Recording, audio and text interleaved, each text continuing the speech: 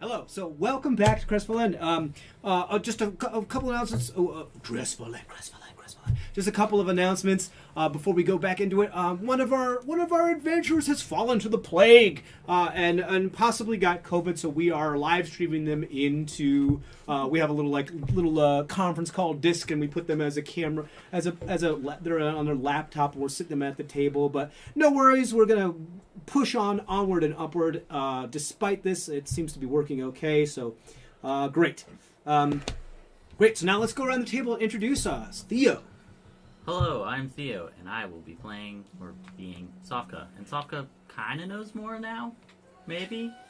Right, the last time you said, I don't know what's going on. Yeah. Great. Kevin. Hi, I'm Kevin, and I'll be playing Cole Vodison, and apparently he is just he's a little more abnormal than he used to be now. Indeed. Then we have Kenton. I'm Kenton, and I play Argus Firebeard, and don't quiver in fear, I have a flaming sphere. Yeah! I like that one. All right. Then we have Noelle. I am Noelle, and I am playing Tresheni Yankmut. And I like my terracine like I like my sticks. Flame kissed to perfection. Yeah! Oh, I love these. All right, and then we have Cody. Hello, I'm Cody, and I'm playing Log Jammin'. And if you need a shopkeeper seduced, I'm your bugbear. As is his preference. It has happened far too many times. All right, and then last but not least, our remote Adam. I play Gizmo, or Zemdak Flint Sweeper. It's not broken. It's a work in progress. Yes, our resident artificer. Fantastic. Okay, great. Well, guys, welcome back to CrestVahllen. I'm gonna go into the recap in a couple minutes here. Last time you guys leveled up, you guys all got your janky new abilities. Woo woo! We rolled for hit dice last time, so everybody's a little bit more beefed up than they were before. So, without further ado, unless anybody else has anything else to say, I guess we'll go into the recap. Right? Let's see if I time this out properly, and I have enough breath to finish this. In case, for those of you unaware, I try to time the intro music in the background of when I'm doing my recaps perfectly so that the drop happens right when I go welcome back to CrestVahllen. And there have been many a time where I have acted like a... what is it called? Auctioneer at the very end of it, trying to speak 3 sentences in the span of 3 seconds in order to get to the ending point. Anyway, you're going to see if it happens or not. Legal disclaimer after ads and pharmacy ads and shit like that. Right, that kind of thing. May cause severe emotions because D&D is a fucking awesome game. Okay, so without further ado, this is the recap from our last session. There's a little bit more ado. Where the fuck is my story? There it is. Here we go. My story thing moved around. Okay. So, sounds of cheers and jeers drown out the snarls and gurgles of the crowd being turned into undead as the champion bout continues, despite a portion of the party noticing such a horror. Tenju, Harry's, Log, and Gizmo as onlookers eventually begin to flee, screams and bedlam emanating from the tavern upstairs. The crowd clogs the bottleneck exit while the Argent flame gains control of the chaos around the pit of pain. Sofka barrels her way upstairs as a bear, keeping the infection from spreading to the lower levels, as Tresheni sends Shakar to seek out Security 4, a warning message in tow. The zombies are exterminated from the Pine of Blood, and the fighters pledge to keep the spectators safe, as Sofka remembers a figure she saw plant something in a sarcophagus within the Dwarven Catacombs below the city. Meanwhile, Shakar reaches his destination, but the Warforged lieutenant discards the note of warning without consideration. The band altered their plans of abandoning the fortress town, now fully immersed in a zombie incursion/breakout, instead delving down to said recollected locale with the aid of Sofka's guidance. Inside the sarcophagus in question lies a tiny shard of terrazine encased in a spent terrazine crystal, glowing dimly, dousing a direction of channeled power.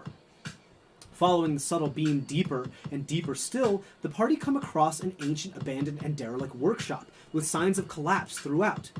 Within the chamber, the host and Master Oros, Zemdak's old mentor, are hard at work tinkering with a half-buried construct. Threats involving Tortesi and lost limbs are thrown about before treacherous combat transpires. Arcane cannons, old feuds, thirsts for vengeance, and hordes of zombies populate the battlefield as a surprising retreat turns the tides in the party's favor. At the last moment, the host tosses a Terrazine crystal at the magic circle in the center of the room and teleports away with Pernua, promising her the vengeance that she so craves. Left alone with the rapidly creeping Terrazine covering the repaired ancient Warforged Infantry 9, the gang sling blazes, eventually suppressing and incinerating the dangerous mineral, while the construct smashes the runes of the circle on the programmed instinct. As the light fades from the chamber and the construct collapses, the tired and wounded adventurers set down for a long rest within Cole's dome, unable to evade a sense of unease. Welcome back to CrestVahllen. Fucking nailed it.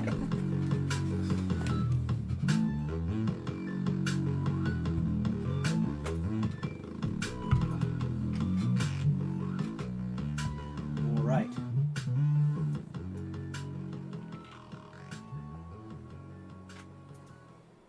So, two quick things. Sure. Before we fell asleep, we didn't look at ourselves. Did anyone get bits? I got bit. Sofka got bit. Oh. Yeah. Did you Argus, can you roll badly? can you take a on that look at save? Sofka? Okay, so you guys did go to sleep. Oh no. On that, well, I Well, guess we- I kind we of rushed tried- you on that yeah. one. Okay. Everybody gets one. Sure. Actually, you know what? Let's leave it up to the dice. How about that? We'll see if we're gonna roll a luck check. We're gonna roll a luck check. If you got bit, I got scratched. scratched. You got scratched. Okay, and you got scratched as a Bear. As a bear. Yeah. Okay, so here's the deal. I have a DC in my head that is a bonus to whatever luck check you're about to roll. And this luck check is going to determine where on your anatomy this scratch is. If your passive perception, either of your passive perception, beats this luck check, plus the modifier in my head, you will notice it before you go to sleep. Okay. Because you don't really know how this works. You're Yeah, just no. like, I got scratched. There's no reason why you would bring it up. Okay. You guys do. Make sense? So I'm rolling Just a roll a luck check. d20 and tell me what it is. 14. 14. Okay, what's your passive perception? 19. Same. There's a +5 modifier, so you exactly met it. I imagine that you got bit as a bear, probably on one of your legs because you're so tall, in the inner thigh, so not a really place that somebody would notice. But for some reason, Argus was looking. Argus and Argus and Cole were looking at Sofka's inner thigh. Oh. Okay. Let me squeeze by here. I mean, it's a tight space in that dome, you know. Sofka's I'm little. and spreading. You're little. It's perfect mouth height.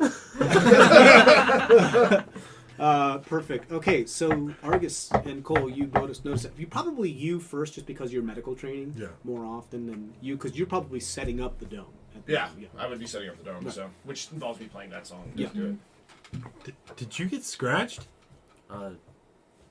Yeah? Guys, we got a zombie problem. Oh, What? no, not again. no. Should I blast him? Okay, That. that doesn't help. So we've dealt with this a couple different ways. Okay. All involve fire. Oh! Okay. One we had to cut out the infection, and the other one I burned my whole arm on fire. We do have a third option available to us because it looks like the heart Heart. is recharged. It's charged. Yes. So we can go the fun option or the non-fun option. Which one are you describing as fun? Well, for him, I'm pretty Flame. sure the flame is the one option. We will tell you that we did have to use flame to cut it out of Pernua before, and she did not think it was fun. She also is undead, though, so, you know, like, it's okay. Which also means she will repair faster than you would if we have to cut it out of you. Right. I mean, it just made this hand. You see, like, my bones sticking out? Sokka's like freaking out right now. Argus is the tips of his 3 middle fingers on his right hand, Left hand. left hand. Because of my shield. Like the first joint where the first knuckle would be from the tip. There's just no flesh there anymore. It's just the bone. Ah, They're still articulatable because of the Still. tendons. They'll kind of like pull out of the top layer of flesh, but it's bleached bone. nice. I mean, the heart might be the best way, right? Can we Because do the there's last nothing one else. Do you have even any spells left? I do not have any spells. Right. All I have is cantrips. Right. Same. We're pretty tapped. Yeah. And I don't know if Sofka's going to be able to hold us still while we cut it out with fire like Pernua did. Do we Right, and have any other reason to not use the heart? Right now, no. Just that it takes... We don't know when it'll come back again. right. Can we do the not fun way? Alright, Sofka's voting for the not fun way. I mean, Which is the one without fire, right? yes. Okay. Well, I mean, it Well, depends by on. Yeah, Argus's definition, yeah, it's the not fun way. Okay. Okay. But Argus loves fire, so... I mean, I think it's our own way. Argus, roll a medicine check for me. 9. Can I? 9. Okay, you be like, yeah, burn it out, cut it off. Best way to keep it from going. You realize that if this is given like a rest or 8 hours to do something, it could be far more complicated. Your Other infection than can that- spread ridiculously quick. Can, as somebody who's trained in medicine, can I make a medicine check? Yeah, if you're proficient, absolutely, yeah. Can I make a medicine check on myself? Because I am proficient. I just automatically gravitate towards the cleric with that shit. I'm not actually trained in medicine. 25! Whoa. We'll give you a benefit of the doubt. man. 25. 25. Yeah, so No, same my thing, bad. except you understand it a little bit more specifically. Because you've seen this in action a couple times now. If an infected creature is allowed to rest without dealing with the infection, it takes hold. Permanent. Doesn't mean they turn into a zombie, but it does mean that the infection they'll now be a disease that they cannot get rid of with spell work. It will be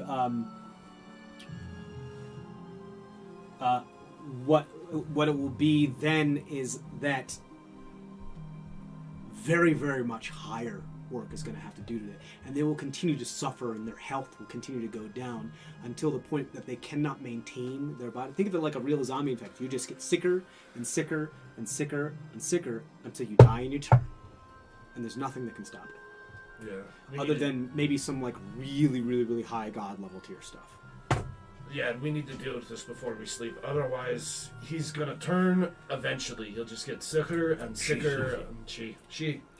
Gotta get that to So my you head. got to either Even cut though- off the limb, excise the area. Like honestly, cutting off the limb, you realize is the best, is the most, is the most for sure and efficient way of getting rid of it, so that it won't infect the rest of the body.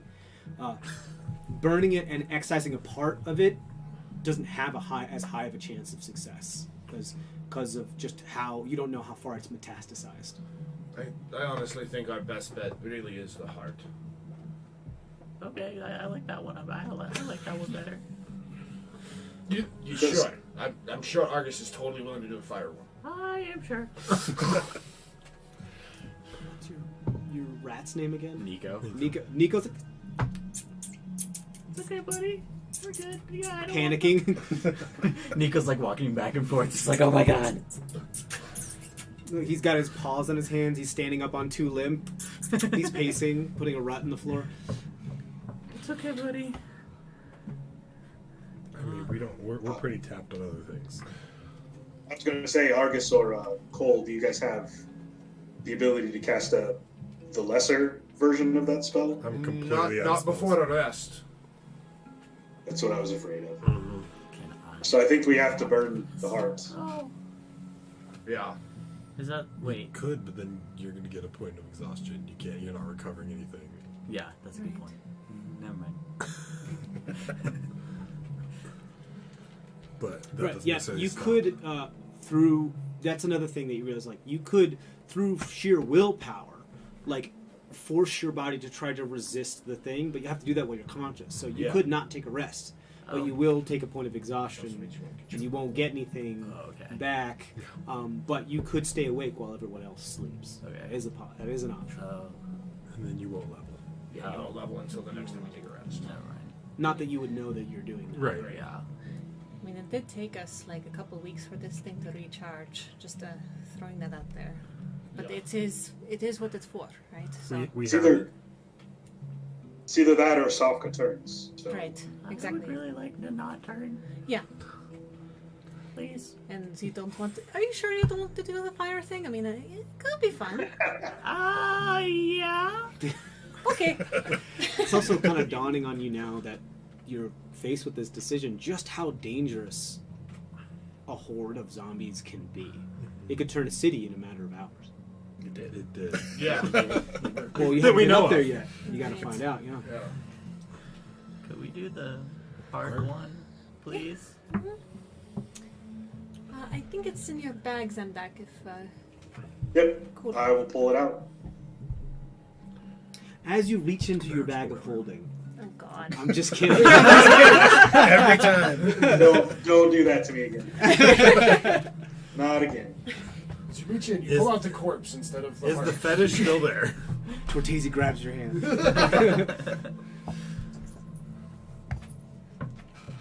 Yes, the heart is still there. You reach in and you think in your mind to grab the heart. You pull out the heart.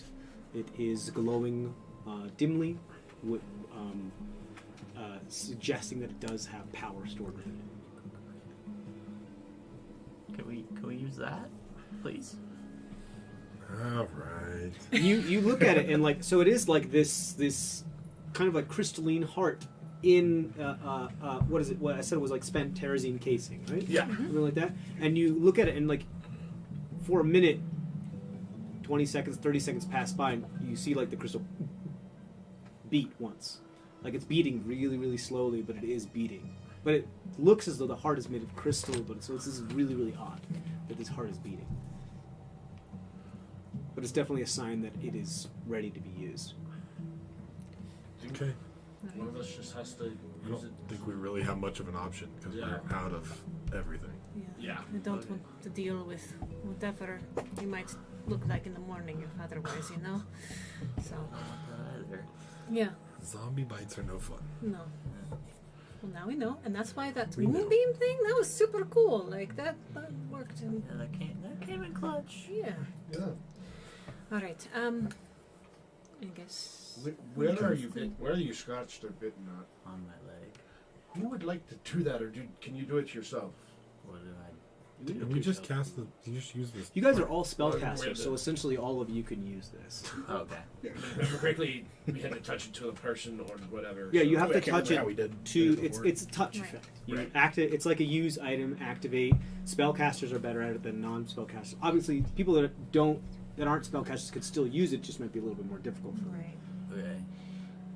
I can do Do it. you want to do it or you want me to do it? I'll do it. I'm gonna touch your inner thigh. So I mean, I I'm a guess priest. who has that? You grab it from Zemdak. Okay. And it's odd. It feels kind of tingly and numb to the touch. Yeah. And the last time you remember feeling this feeling is like in the winter when you lose feeling in your hands because you can't get enough warmth. But it's strange. And then while you're holding it and you're just admiring it for a moment, you just feel this kind of like this thump. It's very unnerving. Okay. So I just like touch it to my leg. Yeah, and focus on the spell inside. Okay. Focus on the spell and touch it to my leg.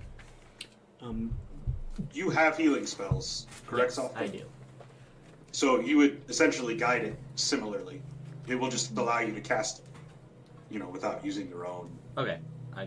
power. Yeah, you don't have to use a spell to do it. It's just you use the spell that's stored within it as an Okay. action. So you touch. But I'm sorry. Go ahead. just in game, just pretend it's your own spell and guide it. Oh, I'm sorry. Okay. So I focus as if I was going to heal. And I Cool. touch it to So my leg. you focus on it, and like emanating from around the creases of your hand, like on the knuckles and other the creases of like your handprint and around the back of your hand, start growing those vines that you often see growing in the city up old buildings, up old cobblestone buildings. Just these tiny little vines, and they sort of just kind of like create a bit of a mitt, like a baseball glove, around this thing, and you just try to like channel some of your nature energy into it. And as you do that, it starts to glow a little bit green, but it kind of like this dull gray green, a little bit more, and it starts to beat faster and faster and faster still, until you feel your heartbeat itself matching the rhythm of this heart of the hopeful. And for a moment, you feel nothing but hope. Nothing but belief in that there is a brighter future up beyond the horizon. And that whatever is happening right now, we're going to get through this. It's going to be okay. Okay. I got this. And I touch it to my leg. Yep. And you touch it to your leg, and just as you finish that self-affirmation, the wound is gone. Okay. So, Almost like you just completely forgot. So I think it was fine. I think I did it. The black veins that had been spreading from the wound, no longer there. You watched as this happened. You kind of like were in a bit of a trance as this was happening, as you just felt this hope and feeling of a brighter future and greener pastures. Well, the rest of you saw the vines wrap around these tiny little like infinitesimal worm-like vines, wrap around it, go into the wound, and just become more of that kind of like dull gray, purplish, caramel type color of her skin, and some whatever the ichor poison starts to drip out onto the floor. You do it like it's like as no time has passed. It's there and now it's not, but you guys all watch this happen, and then the heart, the crystallized heart, darkens, dims, no longer beats. Back to rolling for the heart. Yeah. You feel better? Yeah. Good. You have like, yeah. I mean, like, there's always tomorrow.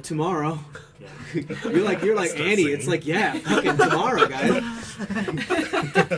You just have this feeling in you, yeah. For some reason, Sofka goes from being very reserved to just tap dancing. Did you steal my arcane? No reason you should be. You shouldn't be this happy unless drugs are involved. He kills people most of the time. Well, We do not advocate drug use on this podcast. but it is useful sometimes. You know, I don't know. It's had its uses. Yes. Log can murder, unarmed jail people. Prisoners. They were in prison for a reason. I mean, Yes, let's make you the judge, jury, and executioner. In that case, so were you and I. Well, I mean, yeah. For all you know, he was in jail for public drunkenness too. Yes, by that cyclical logic, pretend. you should also deserve to die. Am I still holding the heart? If you want to be. Oh, do you want this back, Zembak? Yep, I will place it back in the bag. Zembek, you grab it, it just feels cold and lifeless to the touch. It doesn't feel like it's lost its magic, and you can just innately tell due to your artificer, like your experience with magic items, it just is no longer charged. Yep. I said two things. The other thing I wanted to do was Master Oros's thing, his mech body, gave me the idea for a new infusion. So I'm going to start sketching out what my symbols that I carve into the thing are going to be. Great. Do you want to spend a couple hours doing that, or do you want to sleep first? Oh, no, I'm just sketching the rough design now. So Got it. You're just like, right. before you're I fall asleep and giving your I'll do yourself more. a brainstorm page. Yep. Got it. Yeah, and I definitely want to check that sigil out more in the morning if you all are. Yes, laying upon the sigil is a heavily damaged Warforged. Similar in design to Security 4, but appears to be not as opulent, or it appears to be like a standard infantry issue. You can definitely see the small, little, tiny mechanisms doing self-repair on it. It does appear to be still operational, but it is comatose at the moment. There's a lot of damage on here. Like little nano magitech pieces are attempting to reconstruct parts of the hull. It was dormant at some time before Master Oros and the host found it, rebooted it. Now it appears to be in operation, but Terrazine, just how many times it's got hit, the flame that it was engulfed in, it is fucked up. It'll take at least 8 hours for this thing to even get to semblance of operation. Still can't believe we managed to turn him to our side last battle. It was all you guys. What do you expect? You know, the host did look extremely peeved now that he knows that we know who he is. So he was. He seemed a little angry at the mention of Tortesi, too. Mm-hmm. I hope we made the right decision with putting out the Terrazine first before just killing him outright, but we'll have to see. Anyway, we're live, so that's good, and we're feeling better. I guess we should take a little rest, huh? Gizmo, we have a perfectly ripe infantry unit, ripe for reprogramming. Right here. He's getting looked over in the morning. As soon as I'm not half dead. but we can reprogram him before he heals himself.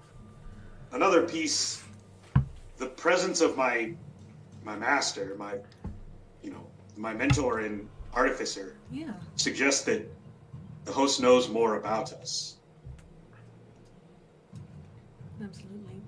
We know more about him than he knows that we know, too. This is true.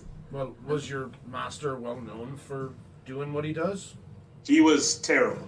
He didn't even live in the core of the crafter's domain. It sounds like he blew himself up. He did. He blew himself up. He blamed me for it, but it was not really my fault. Okay. That Love the sound very inflection at confident. the end of that word. Right. He did say if you'd left it where he had left it, kind of thing. But That's just I startled him. He was working on it. I was spying on him. He caught a glance of me, startled, dropped the black powder, which then blew up. You are very startling to look at. Especially when you're not expecting a tiny gnome to be hiding behind your workbench. Yeah. And someone hasn't lived with a lot of gnomes. wasn't he a gnome? He wasn't. He wasn't. He was a gnome. He had like prosthetic limbs that like made his limbs longer to be like the size of a human, and he like was in that kind of armor. He was like very Iron Man kind of style, but like prosthetic Iron Man. And like he had these other two massive arms, these big like gorilla magitech arms that allowed him to just do a shit ton of cool stuff. Yeah. This cool subclass of artificers called armorers that can add infusions to the Iron Man armor that they're wearing. It's really fucking cool. So if there's someone like Log, your mother, she could be at more risk than we know of. If he knows who she is. If he does. Hopefully not. Or anyone's family, really. Anyone from your past could be in danger.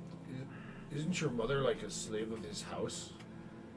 We're pretty sure she's being kept in Sarnle, and in Which what is where the capacity- Ehrenbachs are. And in what capacity she's being kept. Granny Lonely. But he's also the an master and outcast the from his mistress family. too. Yeah. He's also outcast, so he may not be welcome in Sarn, Right. which would give her more protection. Right. Yeah. But who knows? All right, to bed. Okay, you guys, the dome goes up. You guys rest, hoping that the dome is enough to keep whatever this is out long enough for you to rest. Cole, you whisper something to yourself and to those that are listening before you sleep. You all sleep.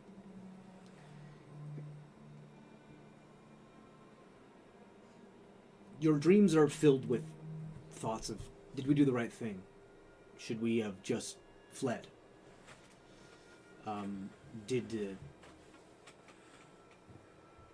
What do we do now that Pernod is gone? How do we find this guy? Did we make the right decision in creating such a powerful enemy? How do we stay safe now? What do we do? But Cole, your dreams are filled with a much more particular type of unease. You all awake the next morning. You are level 6. We already went over how you'd leveled up, so I won't need to do that. What is the date? Because I feel like we're almost to the end of the month, and right? Because it was the Correct. 42nd of Sileek before. So, yes, it was the 41st of Sileek is when we started the last session. 42nd. Yeah, no, 42nd. Okay. The 41st was Gondar. There's no Right, fighting. I'm sorry, that's Right. just my notes. Are just, my copy-paste notes were not updated, that's all. So, yes, this happened on the 42nd, so it should be the 1st. Yes, let me pull up my map real quick. I will get to that in a moment. But the rest of you wake up to notice that the dome is down. I'm just Cole gonna is grab not- some coffee. You look up, Cole is not here.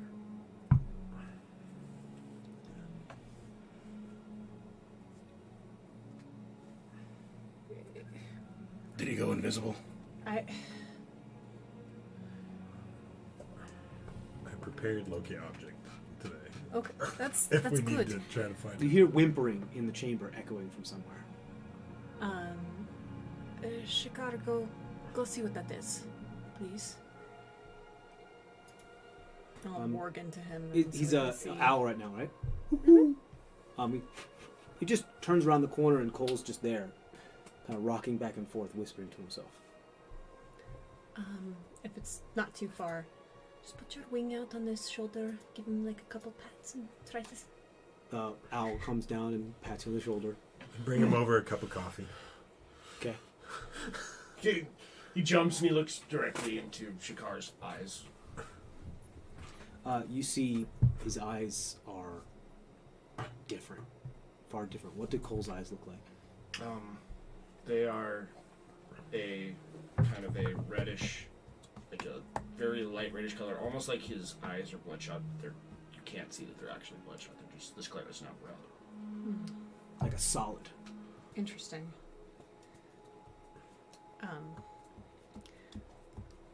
Found Cole, but his eyes are a little red right now. Like the white parts of his eyes are no longer white. I'm just saying out so you guys can see. I think you need some coffee. Yeah. Cole, you hear all of them. Can, It's oppressive. Shakar tries to like. bring- Everybody just be a little quieter. Clang, clang, clang.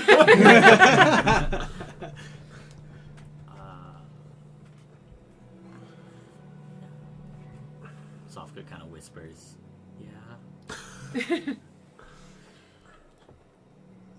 That's too loud. That's way too loud. Cole's like holding his temples right there with it. I'll produce flame, so just stare into the flame. You'll get him sleep. Focus on the flame, the heat, and the light. Use your other senses. Cole, you hear, emanating from his form, burn, ash, cinder, immolate. Cole's gonna talk back, but he's also gonna latch on psychically, so that way, so it kind of sounds like, you know, when you you've got two TVs that are showing the same show, but the sound's a Picture in little off. picture. Yeah. So you get that kind of echo going on. Mm-hmm. He's gonna go, Argus, I don't love flame the way you do. I don't need to burn. Ash doesn't matter to me. So like, his okay. voice sounds like double tracked. And that does help focus it. So the rest of them fall a little bit away, but his is louder. Yeah. It helps, but it doesn't make them go away entirely. Don't knock what you haven't tried. Just try to focus on the flame and drink your coffee. Cole's gonna think, this fucking arsonist, pyro. He's not gonna say it out loud. He's just gonna think it, but they're still connected through the psychic. But you'll still hear it through the psychic connection. Yeah. Fire has a purpose. It's not to burn everything. I did not blow up the shop or the bar we were going to do. I have restraint. I am not just an arsonist. Are you thinking this or saying this? I'm saying it out loud because I don't like. Cole's gonna look at you completely shocked because he doesn't realize that you heard him think that. Have those you thoughts. walked back to the group at this point, or? I think No, I'm still sitting there. Yeah. Okay. Trishani, by the way, it is the first of High Lock. How do you spell High Lock? High Lock is HIELACH.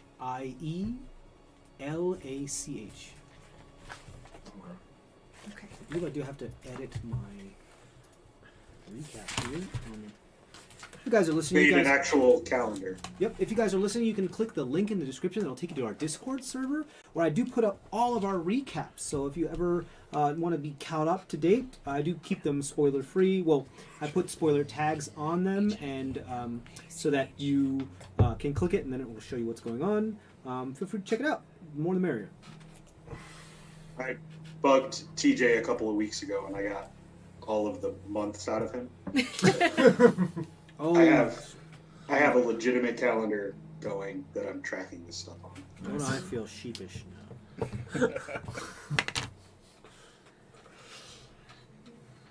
But Cole's gonna look at her and go, I dreamt about the fetish Again?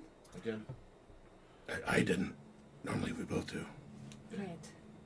I saw it, and I picked it up, and it was like it disappeared into my hand. Disappeared. Is it still in the bag? I'm gonna reach in and pull out the lead box. You reach in and pull in the lead box. You repaired this, correct? Yes, Yes. It's also currently wrapped in chains Chains. and padlock. Yes. Yeah, it is still wrapped in chains. It is in the lead box. You pull it all out. You do notice that as you put it down, if you put it down, or even if you don't, every once in a while, some of the chains just kind of tussle and move by themselves, just a little tremble or a little nudge, almost as if like an unknown force is acting upon them.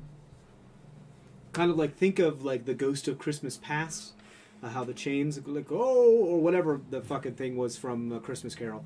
Dr. Scrooge's partner with all Marley, the chains yeah. all over. Every once in a while, it looks as just go ching clink, ching clink. It doesn't look like any of you have touched it. And keep an eye on those two, and I'll walk over to the far corner of the cavern. Okay. What is it that you are intending to find over in this far corner? Unlocking it, loosening the chain just enough I can peek inside the box. Okay, you want to see if it's still in there. I understand. Correct. But I want to do it away from Log or Cole. Do you need a hand at all, Zemdak? Just That doesn't. keep them back in case something happens. All right. I've got a mage hand. It can help. No. No. You stay over there, and I will just check on it, just really quick. All right. Okay, so you unwrap the chains, unlock the box, peek into the inside. box. immediately as you're like touching this, as you pull it out of the bag, you just feel like uneasy. You just feel like you're being watched. You feel it's like something staring right at you and burning holes through your eyeballs to the back of your skull. Yeah. And this sensation gets stronger and stronger as you start to peel away these layers of restraint. You crack open the box, and your mind gives you this image of kind of like the Jack in the Box, where you know something's about to pop out and scare the shit out of you, so you instinctively like react and kind of jump back and flinch, but nothing actually comes out of the box. But you just feel this intent, as though something wants to reach out, grab, and scrape at your very essence. You do see in the box the fetish. Unmoving, still, just rolling around in there. Solid, just an object, but you absolutely sense, like it knows that you're there, it's aware, it's sentient, it sees you, and it's looking right at you. You alright, Sundak? Shut the box back up. Yep, it's in there. I'm fine. Okay, good. This is something I've been meaning to do for a while. I am going to cast, instead of wrapping it back up in chain, I'm going to cast Arcane Lock. Okay, so you're going to magically lock the box.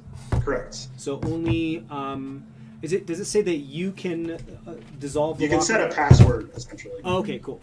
So what would you like to send your unlocking mechanism to? Zemdak, do we need to start screaming so Cole doesn't hear this password telepathically? I don't think I have to speak it out loud to cast That doesn't the mean he spell. can't read into your mind. Yeah. Can you write it down or like... Yeah, how close are you to me? Here, why don't I can maybe make the Sky Lounge, and then we absolutely have no issue, because you I mean, stay out. Cole's just kind of like he's being honest. He says it. He's just gonna go. It called me its champion. He's not even gonna be paying attention to like what you're doing over there. Interesting, okay.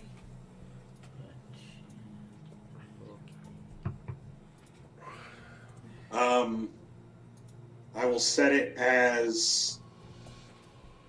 First of all, walk me through what methods you're going about to prevent this information from disseminating before you tell me what it is. That way we don't have meta knowledge floating around. Does that make sense? Like, what lengths are you going to prevent people from reading your mind, people from overhearing it, people from seeing it? That way, the actual player won't know the password if that would be something that would happen. I don't know that I would think that far. Okay. I mean, we don't know that Cole has telepathy. I said it. I said it to you. Okay. Yeah, because Argus, you just communicated. Right. Yeah. And then you just said Argus before you said a password. Yeah. Because you just told me that's what you're going to do. Oh. Maybe do it somewhere else. Master Oros carved this huge long tunnel. Yes. So I'll run like 200 feet down the tunnel.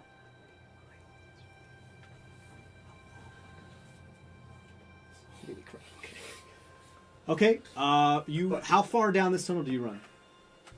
Until I can't see them anymore. Okay, so we'll say like 500 feet. Yep. Okay, you run 500 feet down the tunnel.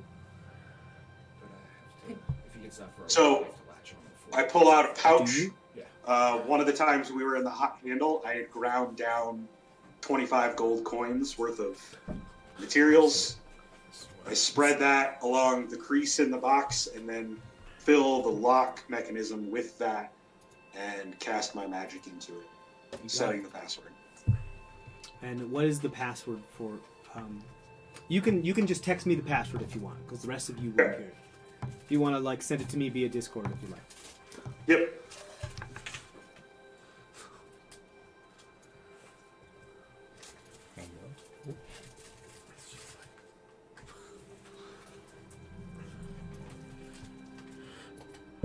And then put it back in the bag and walk back. You got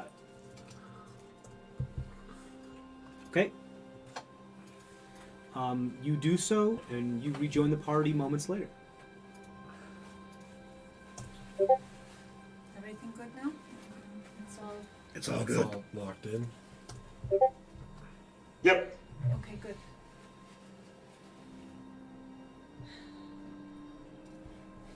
All right.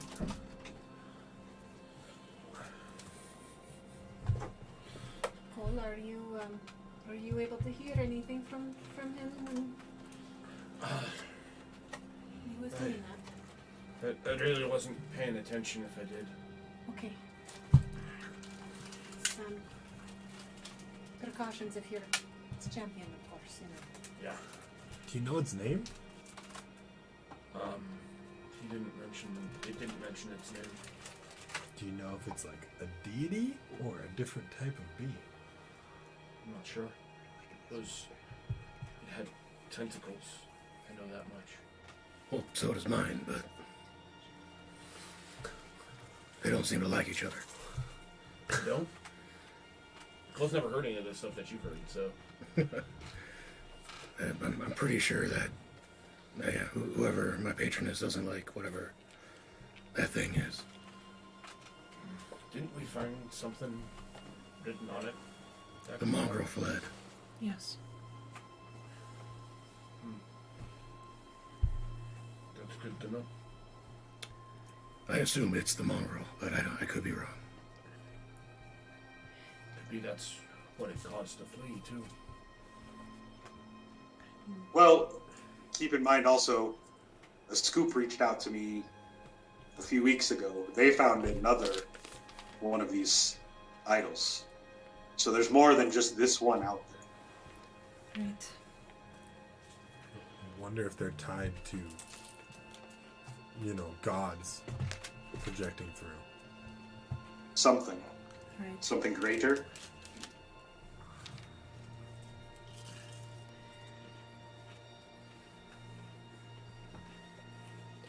Anyways, can we have some time down here to check things out? I know, Trisheni, you wanted to look at the circle, yes? Oh, for sure. I mean, that is very intriguing as far as the magical effects of being able to control a whole city. Like, So yes, and I know that you're already looking at this Infantry 9 a little bit with a glimmer in your eye. So The city above is in complete chaos. We may not get another chance to return. right. Do we want to try to get Infantry 9 up enough to travel with us? As you guys are talking about this, you start to hear servos and plates moving. And you turn to see this thing attempting to reassert its posture on the ground, like pull itself up from the prone position. It's like on one knee. There appears to be some parts that are like and just repeating and stuck. It appears to be in some ways permanently damaged, but its self-repair function has repaired it enough to be functional. It is trying to stand. Slavka, should you maybe hide Yeah. since it doesn't like? Yeah, No, please. I'm a bounce. Okay. And I just run down the tunnel. You run down the tunnel. This is a new tunnel, but what's a tunnel? You know, Yeah, I know a tunnel. you know a tunnel. It's like Nico and you are just like off on a new adventure. The grass is so much greener in this tunnel. As you're super hopeful about what this new tunnel may hold. Good. You run away. You notice that this Warforged is having difficulty. So it's a very old. But the cool thing about Warforged is that age doesn't really affect them that much. Like their metal doesn't degrade, doesn't rust. They are meant to be sentinels that last as long as they're needed. This one just appears to have suffered some sort of damage that's causing it not to function at a full 100%. So his Terrazine arm. Do we It was entirely have burned that? off. Yeah, but now isn't it just an arm encased in expent Terrazine? He doesn't have an arm anymore. Yeah, but I meant the one. Shouldn't it still be around somewhere? Burning it doesn't turn it into expended. No, burning okay. it incinerates it into Okay. ash. Okay. Because he pulled Yeah. it off and threw it in your. Yeah, the only way flaming to spear. you're But with familiar that- with how like the crystal. Oh, because brand the create- crystal. Okay, because it turns the actual object into Terzine too. Yeah, and Okay. actually, You actually Gotcha. you have to expend all of its expansion capabilities Yeah. and then drain it of its magic. right. It slows and slows and slows and slows until it's moving at like a lava-like pace, and then just let it grow a little longer, and then it can be used. So I assume that he has no arm, and it's just exposed like His sparky arm wires. was pretty much like ball and socket joint with wires and attachments. He tore it off, threw it into the flame so that it would incinerate, and he didn't just throw it in there; he held it in there to make sure that Didn't the expand at all. temperature was enough to even burn the metal crystal amalgamation. Yeah. This is the first time you've seen like a corporeal being become Terrazine in person. It's super odd. Those type of pillar rutilated things that come out of when crystals move, almost as if he had veins or wires, were turned into it and started to push their way like compound fractures of bones outside of the hull of his form. And it, on a molecular level, became Terrazine. It just still looked like his arm with like pillars of crystal sticking out of it.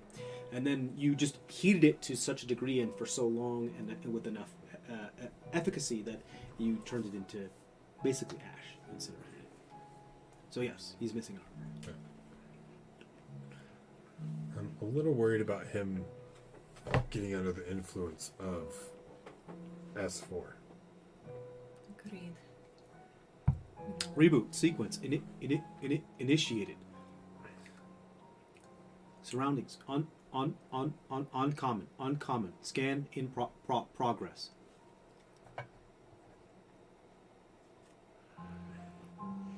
Hey, ready, Eldritch Blast.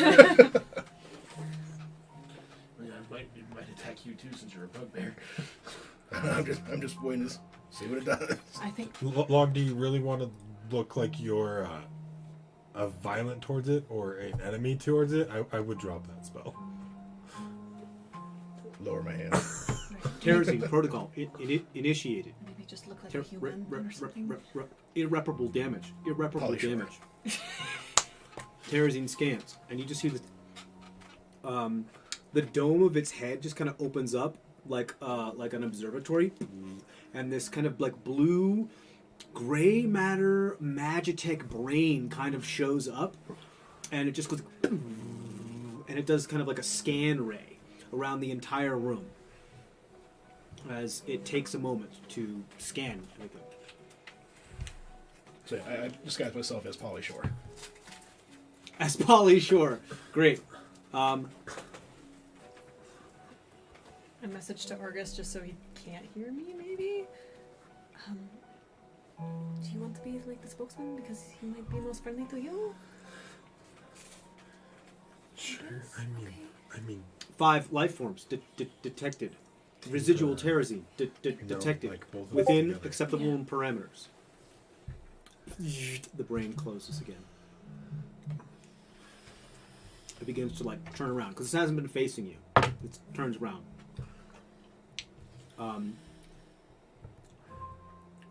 You see it as it turns around.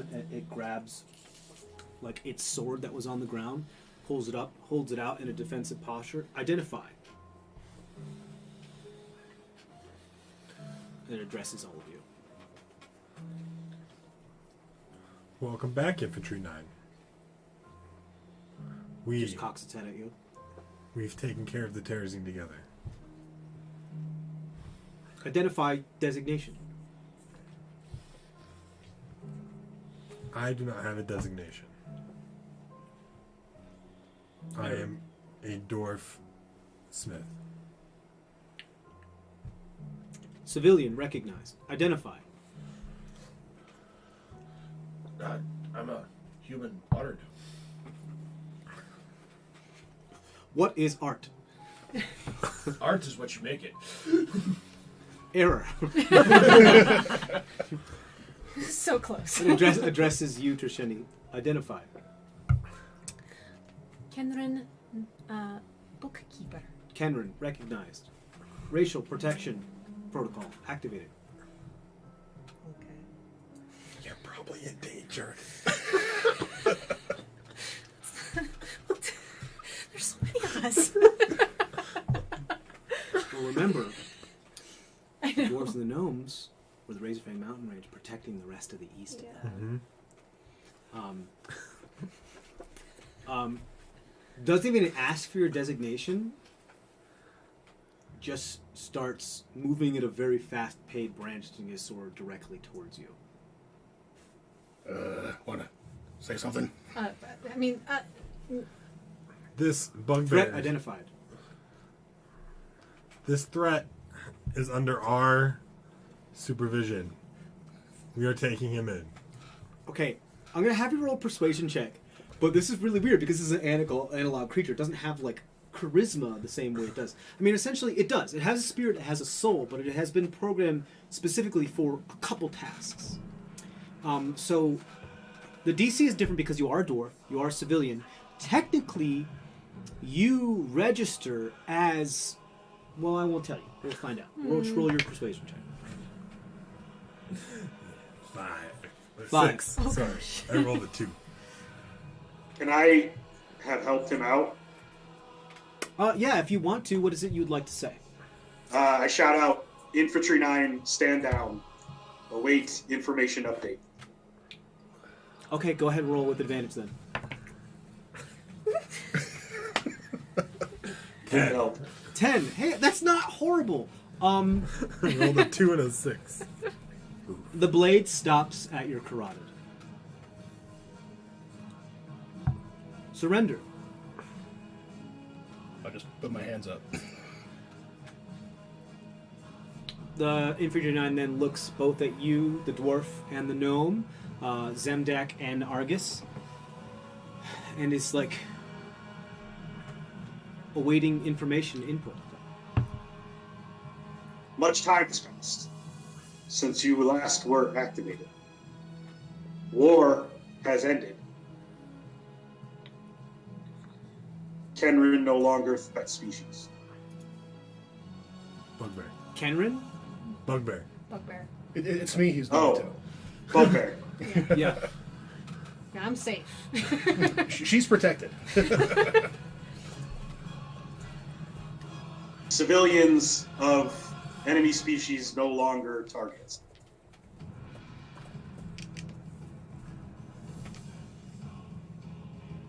Okay. Looks at the two of you and says, confirm rank and designation.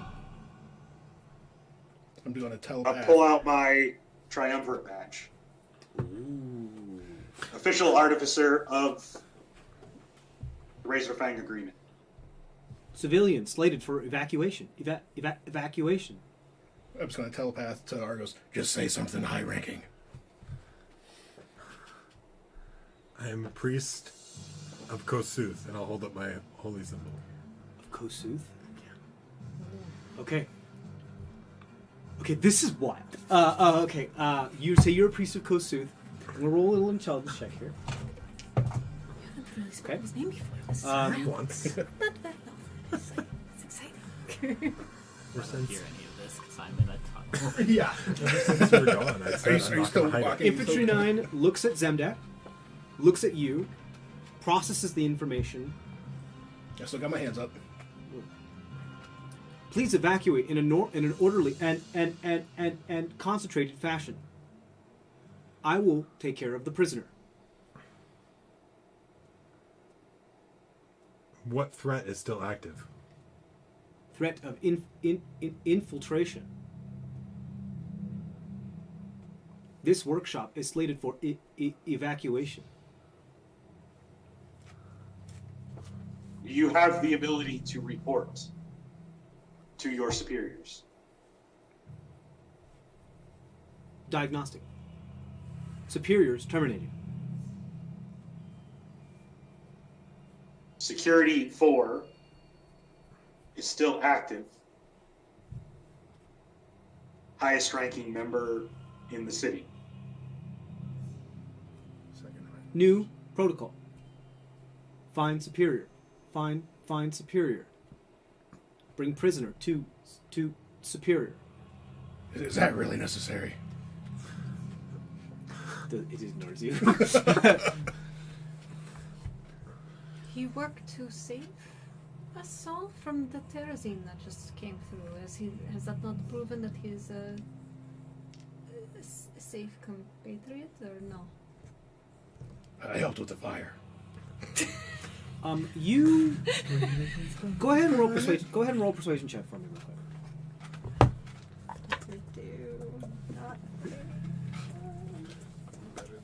Come on. Okay. I show him my bean and go, he's one of my companions. I'm a Bardic College too late. Roll a history check for me real quick while you're doing this. Just so you. 14 persuasion. That's why. What? 14 persuasion. 14 persuasion. Okay.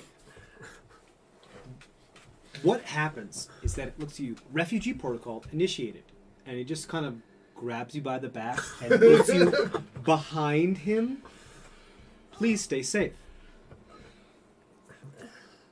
Cool. I am safe. I promise I'm safe. We're all safe here now. It's... Do you wish to invoke diplomatic amnesty?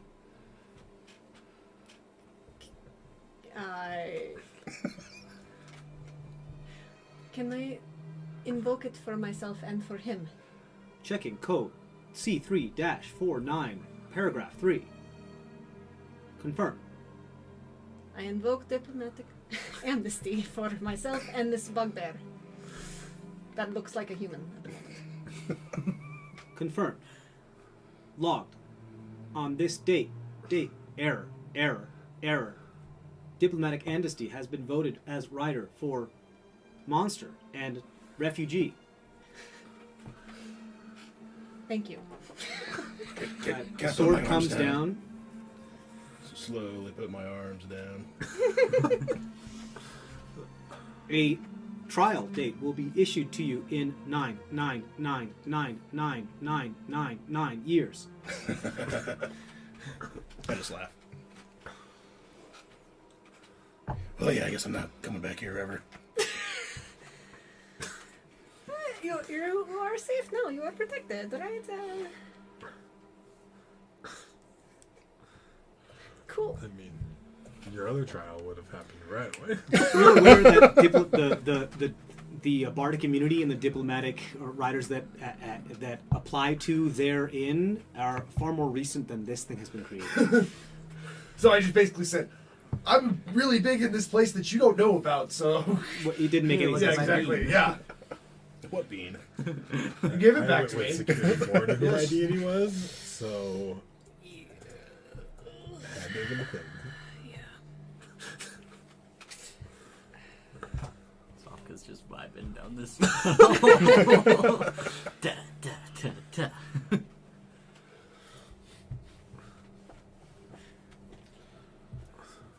It has since Stan stood down. Every time one of you guys moves, except for, with the exception of Argus and Zemdek, it makes sure to interpose itself between Trisheni and you. So every time Cole moves and every time Log moves, it makes a point to interpose itself between Trisheni and you two. With the exception of Zemdek and Argus. Infantry 9, do you see anything still working in this shop? Or in this workshop that... Scans inconclusive. Objective: evacuate civilians. Workshop personnel. Smiths. Cole's gonna start taking a look around the workshop just to get his mind off of things. Yeah, it's not working at full capacity. Like, its brain is not working at full capacity. It appears that it has data in there. It has a soul in there. It has a mind in there. But its auxiliary, like more robotic instinct and objective has taken the forefront just because it's suffered so much damage. So it's only really processing stuff as true, false, like JavaScript statements. I messaged to, using my copper wire and pointing my finger at a log. Can you like go around that side? So I'm gonna try to do a little do-si-do with him, so I can still look at this symbol. Is that okay? Okay, yeah. Okay, cool. All the way around. You do a little ballet with it, essentially making it so that his back is turned to the easy enough. It's the magic circle that remains now cracked in, like, the ground itself is cracked and pummeled.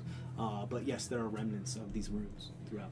I'm gonna start just looking at it. I don't know if we'll have enough time to fully do an identify on it, but Sure. I'm going to try. You start looking at it. Just from what you remember previously, this is absolutely conjuration magic. Mm-hmm. But yes, go ahead and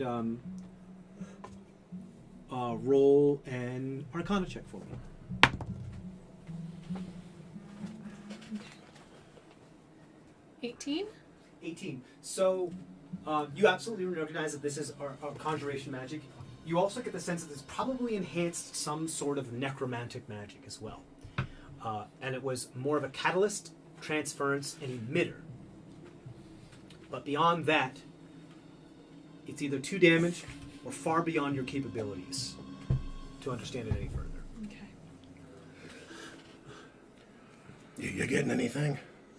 Yeah, I understand its purpose a little bit more, but it still eludes me a bit. Simdak, do we need to tell him to go into maintenance, Thank you. external maintenance mode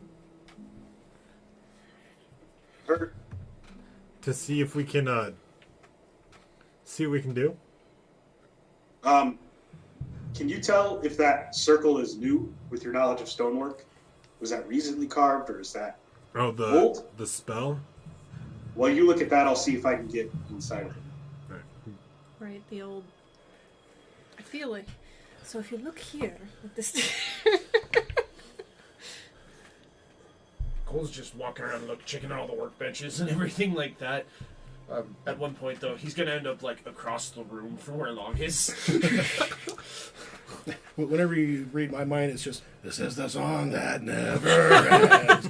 Yes, it goes on and on, my friends. Have you been talking to Lammy? Infantry 9. Love it. Because Cole's musically inclined, as he hears you doing that, he just starts humming along loudly into the cavern, like, this is the song. He's humming it out there. Falcon is very confused then. Infantry 9. Enter standby. Prepare for invasive maintenance. Infantry 9 just stays stagnant for a moment as the DM comes back. I didn't notice. Yeah, you can't see from that angle where the computer's set up. What's happening? He told Infantry 9 to get ready for invasive maintenance. Oh no. Okay, so first of all, one of you was looking at the circle to see I was Stonework. checking the stonework of the circle. to see how old it was. Yeah, to see if it was new, if it's like... Yes, If it's this recently- stone, the runes inside the stonework look far more recent. Nowhere near, not even close to how old this actual ancient workshop is. And a lot of Are these they- workbenches that you say are like not really there. It's just like a far long since deteriorated and fallen into dust.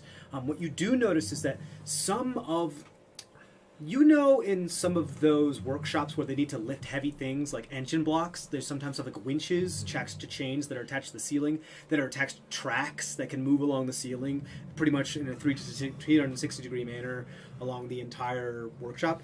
You see some of those on the ground, far since deteriorated. Some of them are made of resilient metals to not do it, so they do stand the test of time. But you definitely see that whatever this workshop was, it was meant to handle heavy machinery, build big things, and do it secretly. Sorry, go ahead. Was that stone carved that was already here, or did he bring it with him? That's hard to tell. But go ahead and roll a check for me. 17. Stone check. 17? Yep. This looks like recent craftsmanship, meaning that it's probably no more than 2 weeks old, if maybe a week or 2 weeks old, if that. And I can't tell if it was brought in or not. Oh, you mean like is it like a separate stone, like the teleportation circle back in his thing was? No, this is just part of the into floor. what was the floor? It's carved in afterward, yeah. That's Meaning like it couldn't have been done physically because all the rubble that was on top of it would have had to have been moved, then put back. so it had to have been done via spell work. Yes. Okay. That also means he was here before us. Right. Possibly. Well, If it was him that did it. Yeah. Yeah. Well, I mean, given the necromantic magic and what we know that he can do, I feel like it 1 + 1 = 2 here. Yeah, but we keep thinking of it in relation to us. Like, why would he have done that? We Why? did steal his last lab. Maybe he was using this one as another one, or it's another lab that he has. But there's no tears in here. There's nothing that he can use as a lab. I think perhaps maybe it comes back down to where we are geographically in the region, right? We know that he doesn't like the council of True. Debas. This is the southernmost point of where we, start getting in. It's like the zone where they start to actually meet, right? Unless there's something in the catacombs. Right, which we know is ancient Merovingian design, well, before my people. Right. So it's possible maybe he was here, discovered this, or discovered that there was something else here, and Could he have been the one that started up, like, helped Vixen start what she's doing and got them down here exploring and exposing some of that stuff? it's Her possible. benefactor? Yeah. Right. If he found it and then told her, oh, hey, look, you can get all this cool stuff and sell it, maybe that was the way to get the distraction and the zombie Yeah. started in the Too first bad place. she turned into a zombie, so we can't ask her these questions. Also, we should totally raid her shop, right? I mean, just yeah, thinking yeah, about but we that. would have had to do it last night. I mean, it could not be made up. Ixnay on the illegal speak in front of. Yeah, all right. Confiscate Warning. illegal. Criminal conspiracy. Talk detected. Cole just starts sniggering based on the fact that the one who did the most looting during the thing was Semdak. I'm not talking about it in front of a security droid. Infantry 9, please enter standby mode.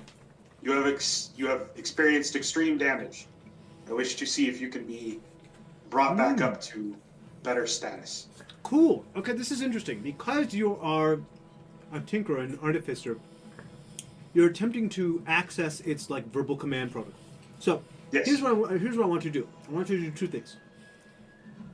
I want you to first roll tinkering check, and then I want you to roll a persuasion check. I want you to add them together, and I want you to give me the average. Okay.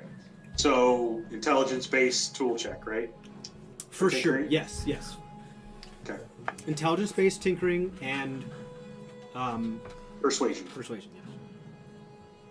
Add it all together.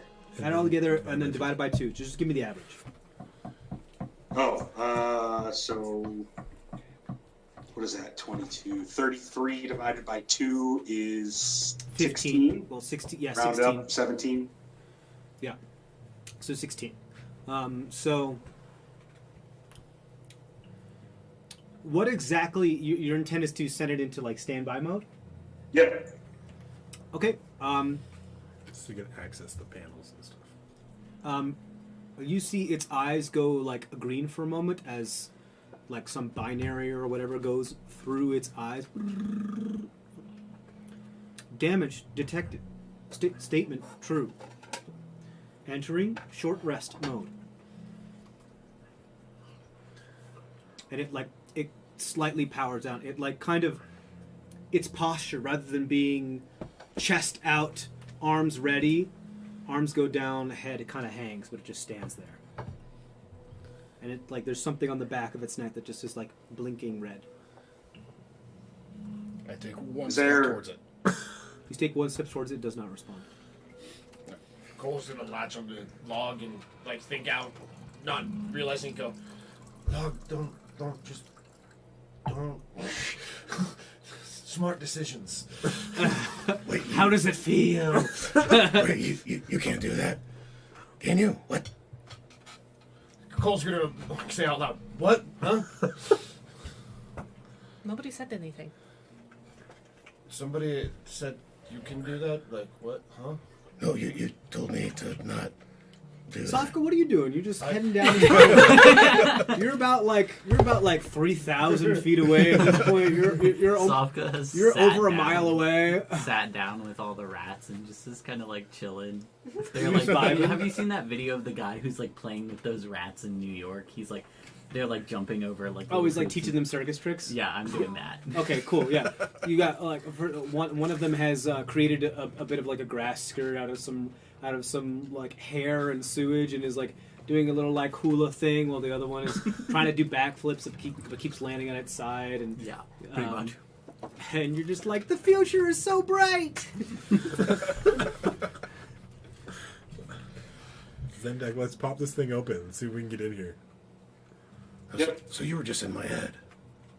I was just thinking what I normally think when you make decisions. How empty was it?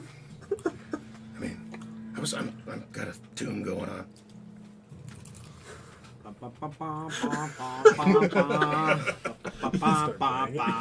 I mean, I was humming it before, so.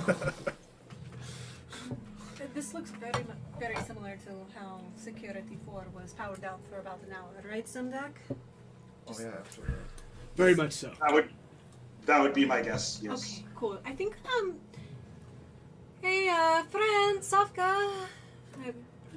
It's okay. Check that out for it. I'll roll meet a up. loud check? I don't fucking know. A loud check. A roll perception check for me to see if you actually even hear this. 19.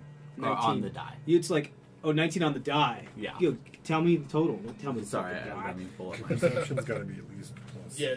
5. It's plus 8. So. Woo! 27. Yeah. Yeah. You hear this. It's very faint, but you're like, the rest of the mice are, or the rats are like, Okay. I'm like in the middle of like. start I'm hula there in the dancing middle down, of back the, like, down the. of the one. One of them is in the middle of doing like a flip, and I'm like, okay, come on, let's go. You're like, get in the bag, get in the bag. Yeah. Great, you have more. You have more rats. You just kind of like, very like Tobey Maguire in that Spider-Man 2 movie. You're like, yeah, I'm cool, walking down the tunnel. Yeah. You point at a rat. One of the rats is like, and swoons. I mean, you are still feeling probably nice and hopeful now. Oh, I'm still, feeling so. great. Oh, great. Okay, you're back. Looks like you shut down for a little bit. I'd still put up, like your hood or something if you... Yeah. Okay. He wanted to kill me, so. Yeah. That's Hey, we got you diplomatic immunity. Yeah. Apparently, I mean, I... Well, in a trial in 9 years. Not 9 years. To be fair, that's better than a trial next week. I mean, Or like tomorrow. Especially since you're not in a jail cell right now. I'm planning on not being here next week, so. Yeah, we might want to make sure we're gone before he meets Security 4. Otherwise, they may know that you're still with us. Yeah, I think it's a good idea. I think we should be gone before it comes back from standby. I agree. Do you think you'll have enough time to get what you need, Zemdak, for... I just want to take a quick look, see if I can learn anything from it. Of course. Also, he Guts. completely saw through your disguise. He would. Well, I mean, it's just an illusion, so. Right, but it's- then... He did something. I don't know. Almost like machines that were meant to battle elves were specifically made You see through things. to see through fey magic. But I wonder if Security 4 also saw through your Oh, magic completely. before. He Then saw because of through my anvil around my holy symbol. Well, wait, No, but. he did. Yeah. No, but he believed that was you when I was in your cell. Or at least he Or- acted like he did. Oh, Or he acted like Or he acted like he And he did. also acted like it when you were pretending to be Cole. Well, that's right, you did pretend to be me. So But I he think, has a different designation. I mean, based on what you can tell, Zemdak, do you see anything on there that might be similar to what you noticed in Security 4 when he went shut down for an hour? Like as far as, maybe Something that could detect. Rub my hands together. Let's pop this baby open. Yeah. Okay, so you approach this. Oh, that's really cool. You approach this, towering mechanical construct. Technically, in the game they classified as like humanoid creatures because they didn't want to give them construct rules, which is fine. But for the purposes of it being an NPC, I just use the term construct. The thing you notice first off is it does appear to be in a self-repair mode, but there appears to be an error in the self-repair mode, hence the blinking red light on the back of its neck. Meaning that it knows that there needs to be more repair done, but it's unable to actually do those repairs. Can you just completely deactivate it? Just, like... You're looking for a kill switch? I mean, yeah, just I mean, if you see one. Zendek, we could take its Are you brain. talking about the mercy kill here? Or at least something that won't go back to Security 4 and say that we were here. Mercy, kill.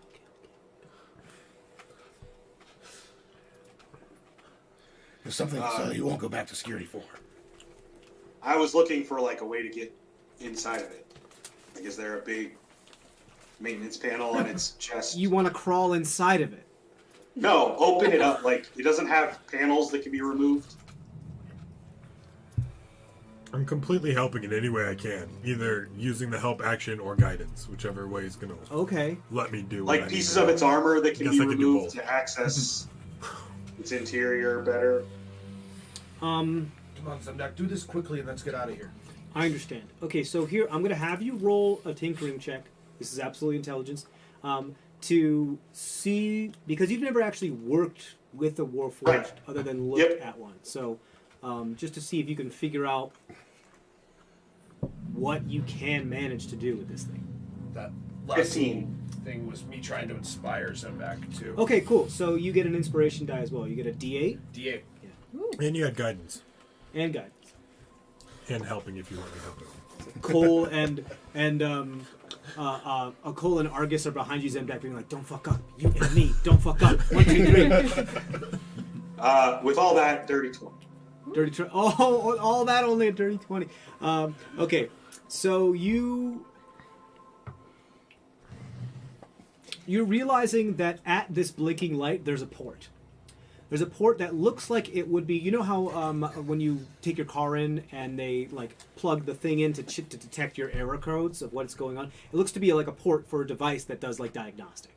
So it looks to be some sort of, think like that Matrix kind of back of the neck spike thing, kind of like that. That is meant to be a port for a device to be put into, and once the device is put into there, the chassis probably opens up, allowing for like more mechanical diagnostic or mechanical repair. These, you're realizing as you are doing this that these are battle mechs specifically designed to not be able to be taken control of people that don't specifically build them. Like if they were to ever be captured, they'd be useless to the enemy. They were specifically designed because the dwarves and gnomes were very, really, really smart in their design. So getting inside this thing at the moment without said a device is folly. It doesn't seem like it's something to be able to do. However, you do notice that one of its dome panels has been removed. And this looks to be what Master Oros and the host were working on as you interrupted them. From that check, it looks as though they were trying to access its data stores. Not reactivate the platform itself, but just access its data, memory banks, whatever. Trying to find out more information. So you do believe that you could, give it enough time and knowledge of how to study this thing, could also access said data stores because it is physically and mechanically available. Is it removable? Like the synaptic orb, like the dome, like the brain itself, or the whole head? The brain or the head? Good question. It does look. Go ahead and roll an investigation check for me. Guidance. Don't really need it, but I rolled a natural 20. I rolled a natural 20 plus 11. I'll give another guidance, so 32. 32. Wow. Yes, you notice that there is absolutely some sort of. This appears to be a much more like standard issue infantry model. So it does look as though whatever this synaptic orb is that kind of holds its soul and its mind and its data does appear to be removable, almost modular, to be put into another platform if need be. You also, with such a high check, realize that probably not all ones are built like this, and may have either several of these units within a single platform, whether that means to hold several souls, or to hold vast amounts of information, or as backups and redundancies in case one ever gets destroyed, or maybe just the form itself encases it like a whole body would encase all of your musculature, all of your pieces of your body that work like machines. Your heart may have some soul into it. Even your gut may have some soul in it.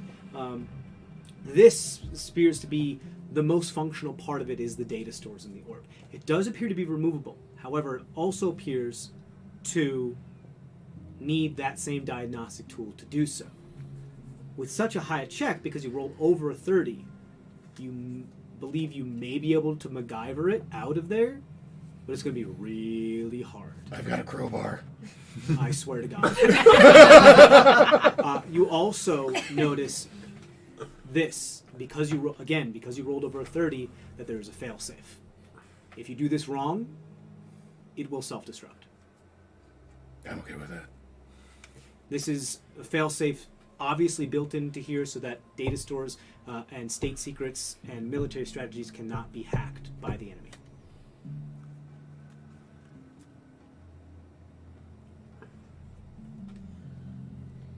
Do we see this access tool anywhere in this workshop?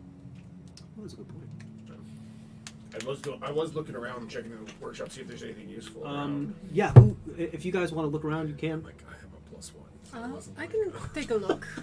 I have a +2. Yeah, it sounds like you can describe to Trisheni what it looks like, what you think it looks like, because you can kind of extrapolate at least what the port might look like. Yeah. So you're looking for some device that has like some sort of circular spike at the end of it. Okay. Got it. 27? 27. 5. Cole is just like kind of meandering around the room. Lost in Zemdak's head. No, I was in Log's head last, Yeah. so... Trisheni, you find a couple things. One, you find limbs of other Warforged.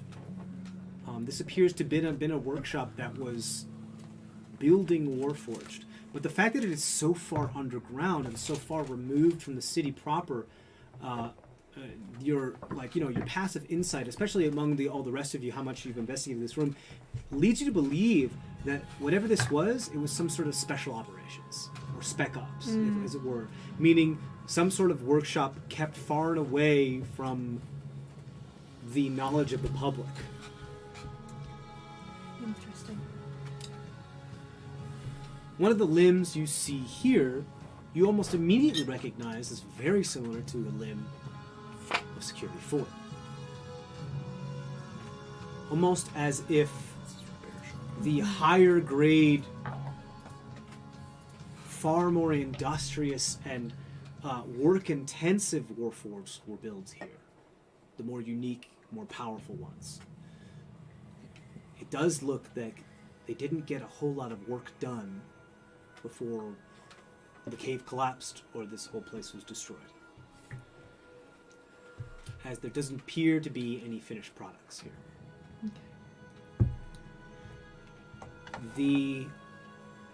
You do find something that could fit in the back of this port. It is old. Impossibly old. It is not made of the same material as the Warforged. It looks as though if it was touched, pieces could start to fall off. It also looks like it may be missing its handle, like where it's supposed to be held at, meaning that even if you did grab it, you could break some pieces that are vital to its operation.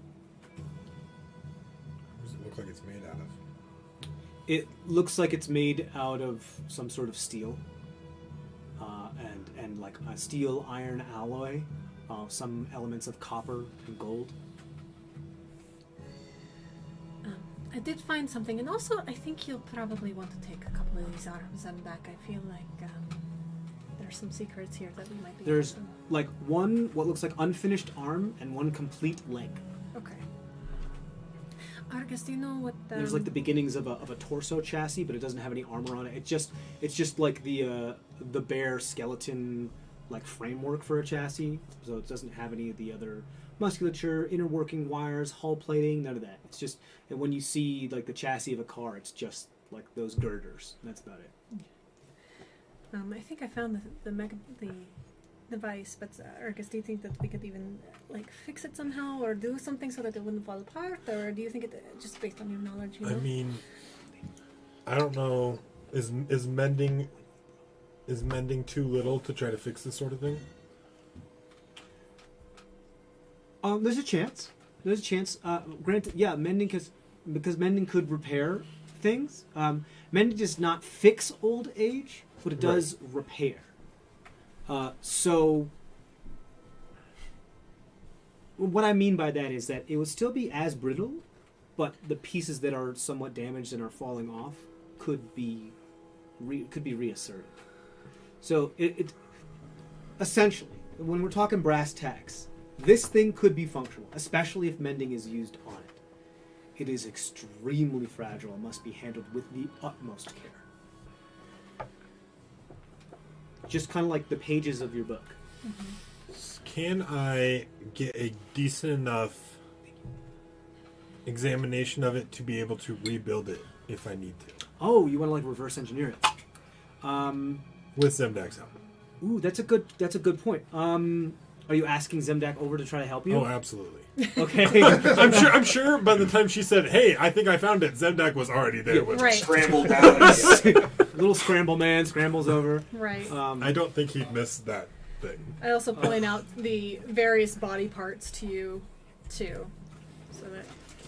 Cool. Okay, so short answer, yes. Long answer, we're gonna roll a bunch of checks. Let's hear how this is how this is gonna work. Long answer, maybe. We're gonna. You, in order to do this, you will have to reverse engineer this device. But every time you start to take it apart, once you pry that part off, it's broken and it's lost forever. Meaning it will never work. So you have to get this right the first time. So Zemdak, what do you think? Should we try to use it, or should we try to figure out how it's made to remake one? I'd go with the second. I don't know that we have enough time to dig into too many secrets down here before that thing wakes back up. Right.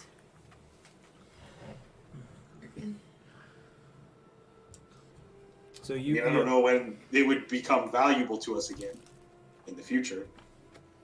I mean, you never know. With, if we get Security 4 damaged enough, we can access his port and open him up. Or any other Warforged we meet. Right, and especially if they're not separate, depending on which shop they're in. Yeah, Right. so I would say trying to figure this thing out would be the better option. Okay. Okay, so you guys want to try to reverse engineer it. We're going to be a series of checks here, which are going to involve dexterity and tinkering. Because it's like working on very fine old pieces of clock.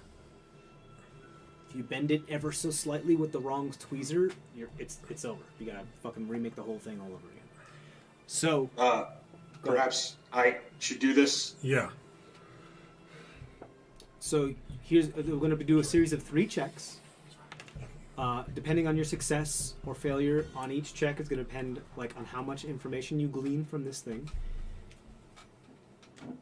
You can always choose to stop at a certain point and try to extrapolate the rest of the information by guessing. Yeah. And that will affect the DC of trying to build one on your own. Okay. However, once you decide to move forward and try to disassemble this thing, that's it. That part is disassembled. It cannot be put back together. And once you start disassembling this thing, it will no longer be functional. Period. Make sense? Yep. Okay. So, Zemdak, I got an enhanced ability. Which way do you want to go? Dexterity. Okay.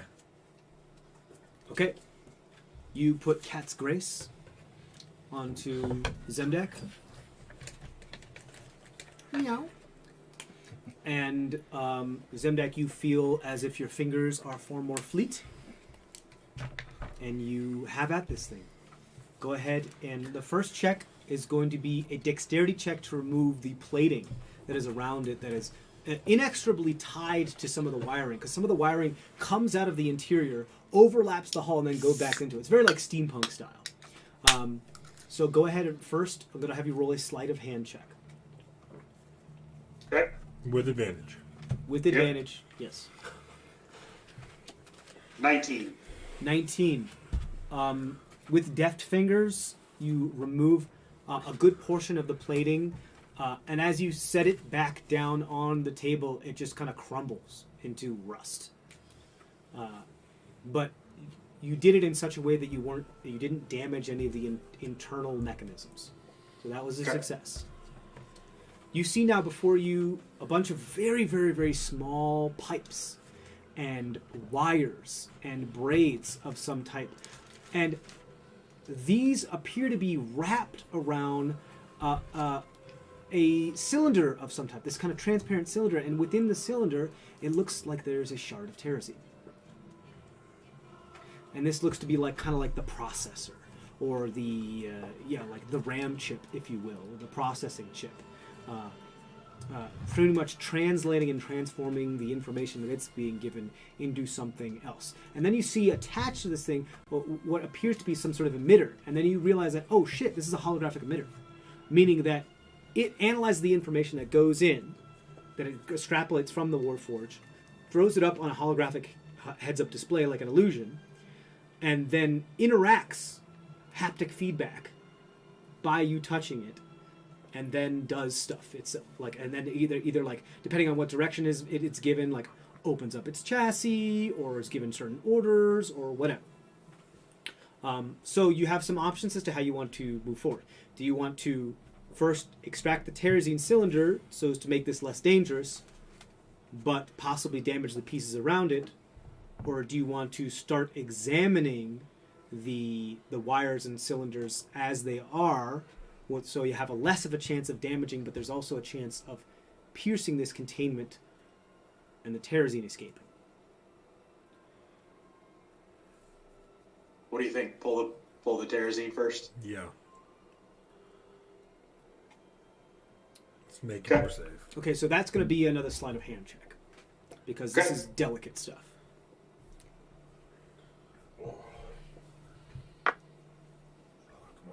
That one was a 21. 21. DC was 20. You successfully extract this, what you now see looks like polished and extremely transparent spent terrazine in the cylinder surrounding this charged, green piece of terrazine. You now have in your possession a shard of terrazine that is self-contained. As long as it doesn't get crushed, you have it. We have an atomic bomb. I will pull one of the sacks out of my bag of holding. I will wrap it up very delicately and stow it back in my bag. Sure. In the bag of holding, correct? Yep. Okay, yes. Great. So, worst case scenario, if it gets crushed in there, just the bag of holding gets. I mean, that's And anybody who your reaches into alternative. Yeah. Covered in terrazine. He thought a mummy was bad. Okay, cool. Well, if it does break, it would absorb the interior of the bag, which would breach it, and then it would just be out in the middle of nowhere. So, Well, yeah, it's also an Yeah, extra it's dimensional all of our space, so stuff, it's like a but it's safe room in there. that doesn't have an opening until you create the opening. So yeah, it's a little wonky. I have might a lose a few method in my things, head though. as to how I would rule it, but yeah, You know, like that. Tortesi? Yeah. Or the banana. Or the heart. yeah, all that stuff would be just gone. Well, the heart should be fine because it's actually encased in spent terrazine itself. So, Well, so if you could one break thing- it out of the terrazine, you'd be able Well, to. we We could could break do it the out fetish, of though. terrazine without breaking the spent It terrazine. would enhance it. Right, right. So I anyway, wanted to turn it into terrazine, but I didn't. so you have a far better like range of motion of access to the inner workings and mechanisms of this thing. What you're noticing now is that there is some sort of feedback loop that doesn't use the terrazine as a power source. The device doesn't use terrazine as a power source. It uses terrazine as a processor in order to translate the information of a brain, which is massive. It's like translating an entire. Imagine the hard drive that your actual brain and the processing speed. Like I think there's somebody. It's like something like millions of trilobytes of information per second, or something like that. Something that we're millennia away from ever achieving mechanically.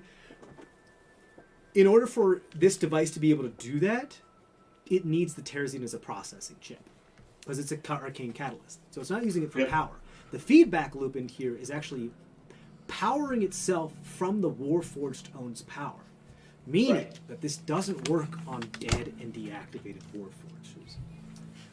And that's meant specifically designed into it so that fallen Old ones combatants can't be hacked into. can't be hacked into.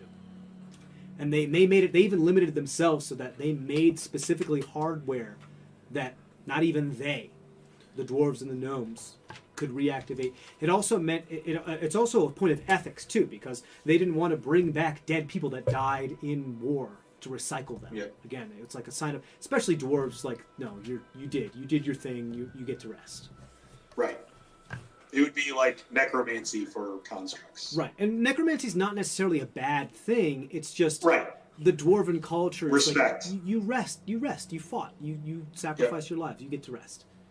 Like, live in the Cool. halls of Moradin or whatever. So that's what you notice. So moving forward, the last check is going to be a tinkering check for you to truly understand the intricacies of what it is that's going on here, so that you could create your own schematic and rebuild it if necessary. Okay. And seeing as that you now have that intact terrazine processor, Processor. Yeah. you have the big component you need to build it. Right. That one's only a 17. 17. Okay. Here's what happens. It's going well. You start to peel back layers in order so you can see down to the layers of how this circuitry is working. And you're familiar with Magitech. That's kind of like what you do as an artificer. This is some sort of sophisticated Magitech that has been lost, or kept as state secrets. You don't know. It's not something that not this potency you haven't seen. And you believe you've peeled back a pipe and a tiny little wire, and then you realize that it wasn't one wire but two wires occupying the same space. And you realize it at the very last moment, almost as though there's something about this item that during its construction, spatial magic was used to keep it compact, so that two physical objects could occupy the same space. But you realize it too late, because you were expecting one wire and you got two. It snaps, it falls, a bunch of the pipes beneath it turn to dust. Shit. You get a good amount of information from here. You have about 75% of the information you need to create another one. The rest is going to have to be guesswork.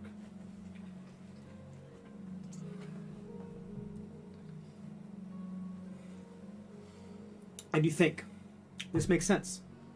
if the dwarves knew enough about spatial magic to build a wall in the Fothid ruins, or what is now the Fothid ruins, why wouldn't they know enough about spatial magic to be able to create super high-tech, compact, like nanotech? Meaning, Build it big and then shrink it down. Really either that or build things on top of each other in physical space that are in the same space at the same time, and that still can occupy and work that way, like almost as if they're like out of phase with each other. Well, I think that's about as good as we can do. So that's the biggest part. That's what you glean from doing that, is that the biggest part is that you're going to have to find a way to create out of phase circuitry in order to complete this thing. Okay. Understood. Do we care enough, or are we good with our little Terrazine shard and we get out of here? I think we've learned all that we're going to. Okay. Do you want to try and take the brain out? Oh, it's going to self-destruct. Never mind. If I just was going to deactivate it. I might have something for that. Yeah. I had a weird dream last night, and I think I can bring us something that could maybe help get it out, and if it blows, it won't matter. We don't know how strong of an explosion this is going to be. That strong. I mean, Well, but the Terrazine's not in there anymore, so at least. Well, that's a little remote thing, yeah. We're talking about the... Dog, are you trying to help? Yeah. I don't want this thing going back to Security 4, is what I'm saying. no. So if it blows up, I mean, we could be 60 feet away, and...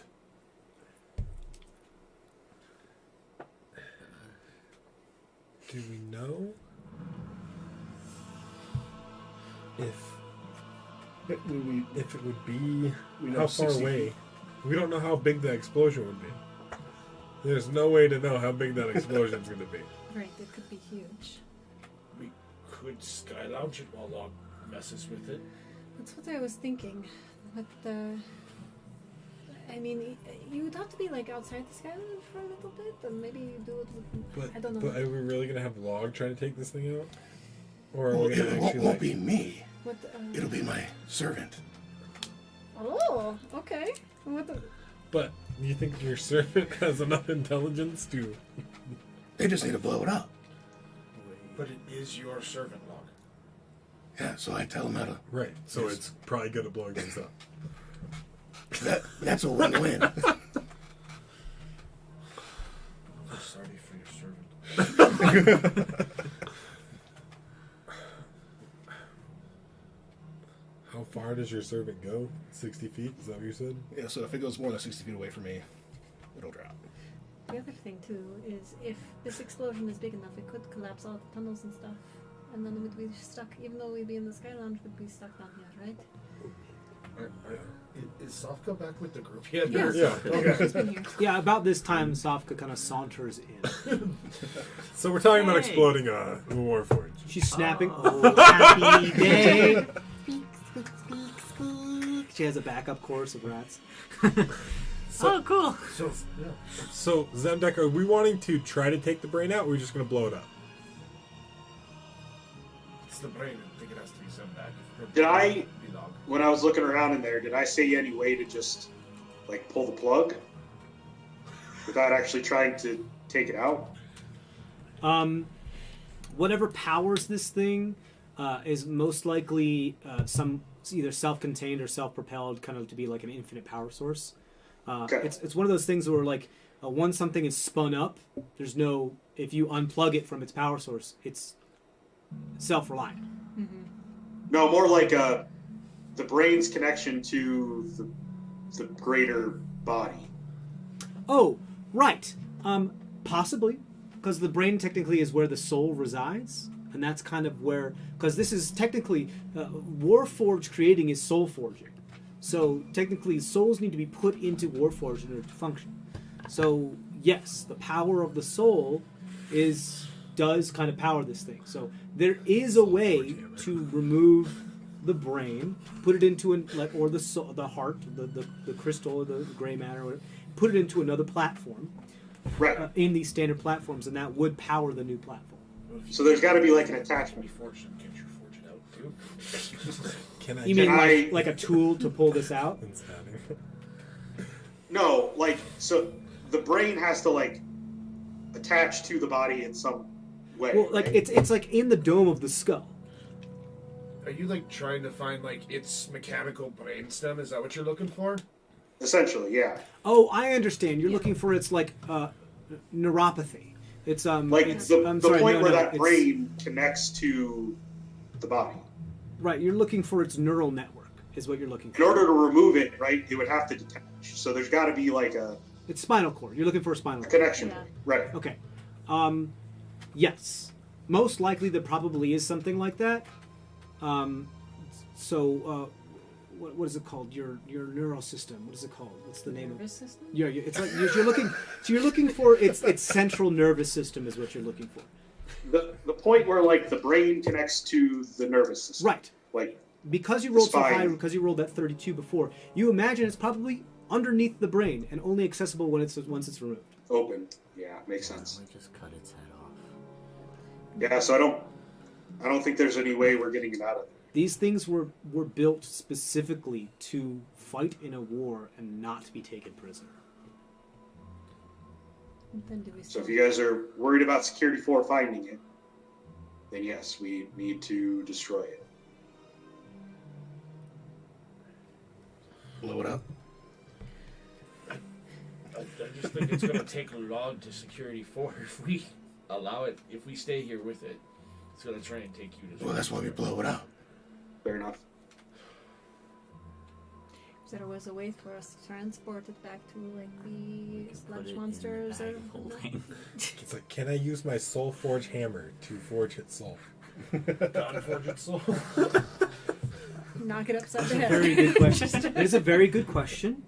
So essentially, you want to remove all humanity or humanoid entity from this creature so that only the data remains, or you're trying to just turn it off.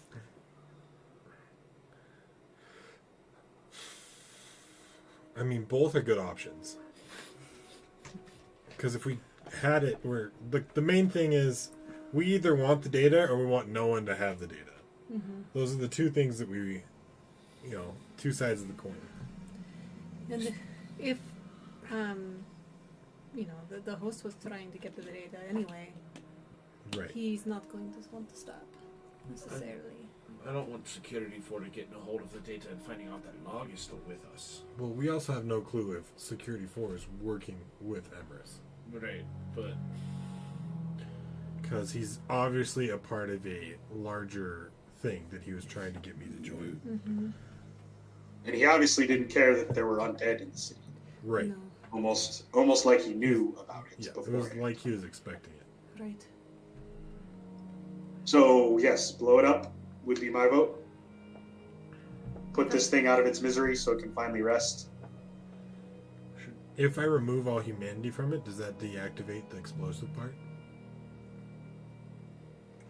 Zemdek, as Argus poses this question to you, you realize probably not. Okay. Only because the failsafe that is the self-destruct would be hardwired into this thing, like hardline hardware, specifically made so even if this thing was decapitated, it would blow itself up because they wouldn't want the elves to get control of something like this. Right. If I failed removing its soul, would it blow up? There's one way to find out. if you succeed removing its soul, it might blow up. Well, so the data just gonna thing, put that's its- just something that could just be reached in Release its soul. and Right, pulled out. so but it's- if it's pulled out improperly, that's when it blows up. Kind of. Let me elaborate on what it is. Essentially, it is highly reductive, but essentially it is a brain. This brain is a housing for the soul, and also a bunch of data, the memory that the soul has absorbed throughout its lifetime. Essentially, as you have learned, the process of creating a Warforged involves on an actual mortal being or immortal being, whatever, or a creature that has a soul, sacrificing itself so that the soul can be inserted into the Warforged. So this was probably a dwarf at one point, or no? Or something. Once it is in this platform, yes, both the analytical part of the data set, mind, and memory bank, and the soul itself sometimes have, like, you know, shadows of imprints of their previous lives upon them as well, within them. So, this thing could hold two big pieces of information. Who this person was before they became a Warforged, and a bunch of data they would have as a Warforged related to strategic value, military information, mechanics, building, schematics, force movements, orders, military structure, government secrets, all of the above. How about this? I've been on a pretty good roll this morning. Why don't you guys all evacuate down the tunnel? I'll try to pull it out. I'm sorry, 1 second. But to answer your question, yes, this is one item that contains all of those things. This, like, orb, this gray matter, this brain, this core. If it is removed improperly, yes. Beep, beep, beep, beep. Well, so that's why I'm saying we use the servant to do that. And then Just pull if it works, it works. We have it. If not, no one is in the explosion. Right. You imagine that if it is removed improperly, it just doesn't allow it to be removed, and both of the things, the platform and the core itself, are destroyed. Right. Like, it wouldn't make any sense otherwise. So like, you just it's not like a mine where if you run fast enough, you might be able to escape it or whatever. So Gizmo, if you're just 100% convinced that you can do it, Yep. I tell you where to pull, and you have your thing pulled. okay. One other thought. Do you still have that ability, Zemlak, to make things bigger or the reverse, smaller? Yes. We could make it smaller, take it over to that bottomless pit, and if we need to, do it over that pit, and if it falls, it's, you know, explodes, and you never see it again. How long will it The take us to get explosion there? would be a lot smaller too. Right. Oh, that's a good point. What if you put it in a pit or in a dome? Or if we shrink it. We shrink it. Oh, reduce. I did not prepare that tool today. Ah, Never mind. all right. It's still morning. Shrink Rayanator! I will steal the moon. Yeah. All right. Forget that brainstorm. All right. Well, I'm just going to pull out my arm book and start casting Unseen Servant. I'm very worried about this collapsing all the tunnels. Me too. And If we go into the new tunnel, yeah, no, Then not do- necessarily do for not. us, but I'm talking about the whole freaking Carradine falling on itself. I'm okay with that. But the new tunnels could actually be even worse than the old tunnels too. 'Cause you just blasted through it. Sofka, you know these tunnels very well. Is there one that seems that structurally might not do as much damage if it were to blow? What would I know that? A structural tunnel that would not. You want to know the structural integrity of this chamber? No, Or just- like a would I know a tunnel that had good? Oh, just anywhere Yeah. nearby Yeah. that would be able to sustain an explosion like this? Yeah. How are we going to move it, though? Oh, that's a good.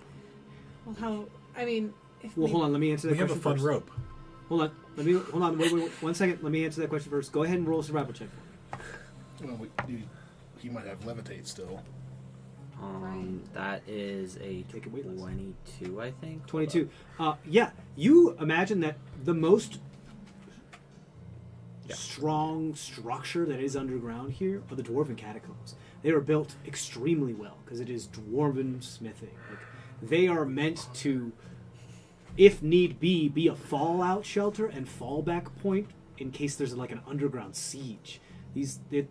So that they, if the last stand of dwarves would be, and dwarves and gnomes would be a thing, they would be laid to rest with their ancestors and die fighting, protecting them. Like, that's what it's specifically meant to be, like the core, highly defensible position, and a super strong, structurally intact. Meaning that, yeah, if a big bomb went off in there, it's got so many redundancies that most likely you wouldn't collapse. The location we're in may be technically the best. If they've built this forge shop, If this was a workshop, it may have been built to contain an explosion, actions. if But someone you messed also it know up. that this place has already suffered a collapse. Yeah. Does anyone, if we have levitate, we could just... You guys know you have levitate? Should we take it back to Thrott's room and blow it up there? We need to know how to move it. That's true. Yeah. How strong is Conk now? Not that strong. Okay. He could help, but most Any- of his strength goes to just moving his own weight. Oh, and how much time do we have left before it wakes up? Not long. Did anyone else get any fun new spells in their sleep that can move heavy objects? You pull your book out. As your wrist opens lengthwise, or from your forearm opens from your wrist all the way down to the crease in your elbow, and your book comes out. It's different. Along the seam and edges of the cover, and the front cover and the back cover now grow these black keratin-like fangs, making it look as though the book itself has a jaw and a maw, wrapped around this gummy musculature around the spine of the book that just has these protrusions of these black keratin teeth and fangs along the edge of it. Still wrapped around it, keeping of these tendrils that keep it bound, and you can see every once in a while that the teeth themselves move as if a predator was readjusting its jaw. You have a mimic now too. Mimic brothers. I mean, I guess that's what it is. Have you ever seen him pull his book out, Sofka? No? The fuck? This is normal. This is a Tuesday. Or, excuse me, that's It's a Kainique or it's something. a condor. How's it look at Sofka with his new eyes now? Remember, we're weird. Right. I really don't know how to read, but it makes sense. Moving across the creep, kind of like the StarCraft Zerg creep, all this musculature that just spreads throughout the ground, which is basically the covers, the binding of it. It is just this sinewy, muscly, body horror nastiness. You see what looks like an orb, not an orb, but as if there was a ball under a bed sheet, kind of moving around, something protruding around the under of the musculature, and it's rolling along the underside of the creep. And then you see it go up to the upper right corner of the top cover, and then a slit just carves itself along the lengthwise of the orb, and it opens, and there's this big black eye that just gazes at you. A wave at it. It winks twice. Open it up and start doing that. You Unseen unbind the tendrils, and it now roars, and it appears to be like a sound of a stomach growling. Feed me. Like it's hungry. Yeah, like it's hungry. Trishani, where are you? I would imagine not very far from... Okay. Just... It jumps out of your hand onto the floor, uses its tendrils to pull itself along the floor, and is headed right towards you. This isn't the... Can I try and hello? step on it? Yeah, you can step on it. Easy enough. You stop it. I think it's hungry. And I'll Not reach tasty. down and kind of grab it and It's it protests like a puppy that's hungry. kind of wrestle with it and Very, very nasty puppy. Bad book. kind of give it Yeah. a little love tap. It whips you in the temple with one of its tendrils. Oh, that's not nice. The eye gets angry. Do you have any spare paper? Got some. Yeah. Maybe if I just give him a treat, then maybe he'll calm down. You want the paper that for like writing spells and stuff, yes? I mean, just or just the paper. Give him the good paper. I know. I don't want to. okay, we'll see if he agrees without it. All right. I have some regular paper. Well, we'll try the regular paper. All right. I give you a piece of regular paper out. It nearly jumps out of your hand and snatches it. And it spits it out, crumpled on the floor. I guess he's a picky eater.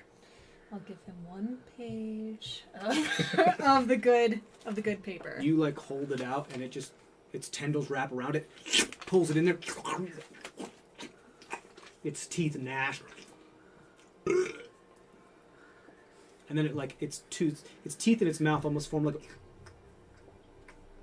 like a suckle. It's thirsty. Do you have any ink? Yes, and based on what it just did with I'm gonna give it the good ink. Let's not waste even just the regular ink.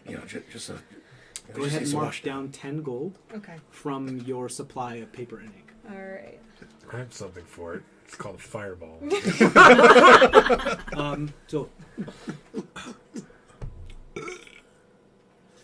And then you see as it flops open in your hands. The pages turn, and you see on 2 large blank pages, creeping out like wet ink. You ever see those videos where somebody draws something in water on a paper and then drips the ink on it and it just spreads out like in a really cool, beautiful effect? It's like that. It bleeding onto the page is this eldritch script that you understand.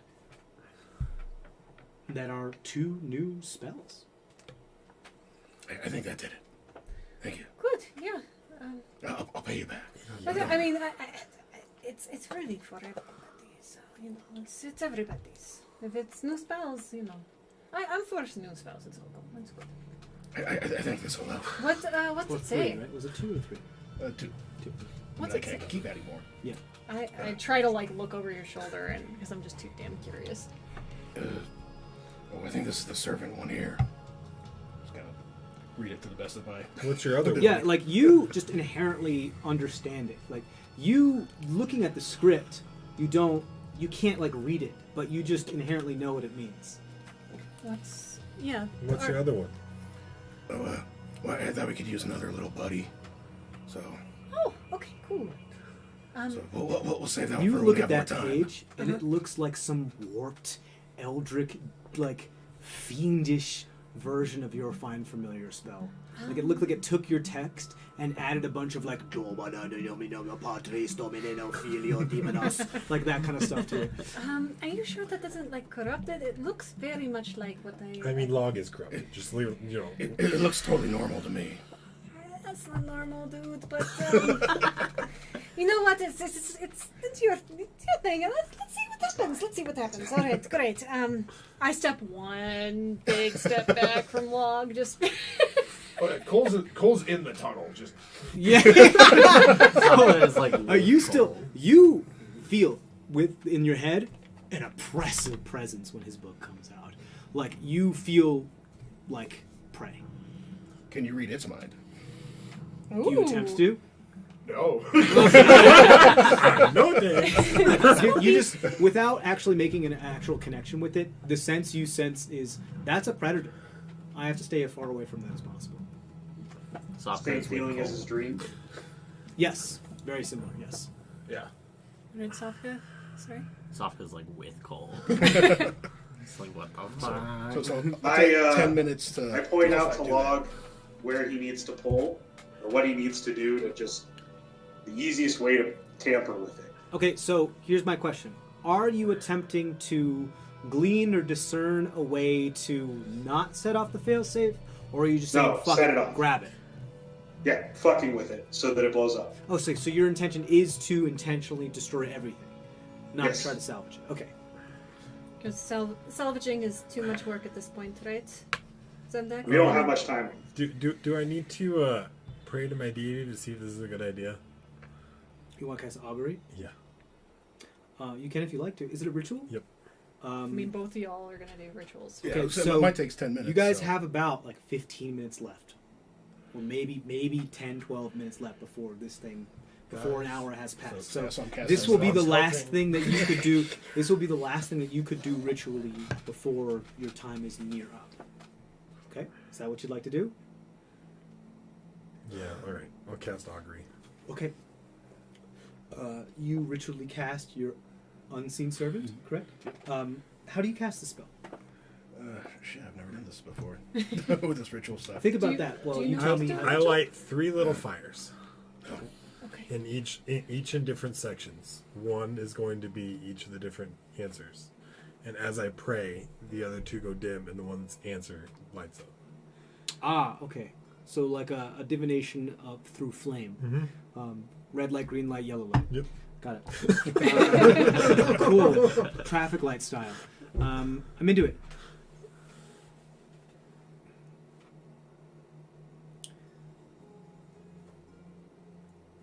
So, do they have different colors?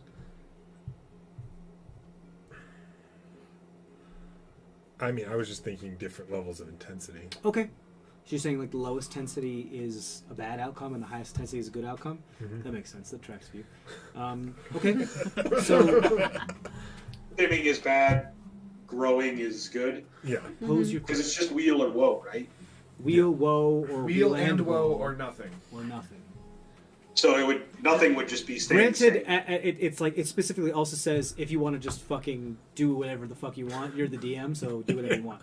Right. So Yeah, the DM makes this roll in secret. Well, it's not it a roll. doesn't always Right. require a The- roll either. I know. It's a roll if I try to cast it again in the same 24 Right. hours. So Yeah. pose your question. If we pull this brain and it explodes, is it going to collapse all tunnels and have a hard time of escaping? Okay. Just do me a favor, just for my benefit. Go ahead and roll a religion check. 16. 16. All the flames begin to flicker and sputter with more intensity than they had before.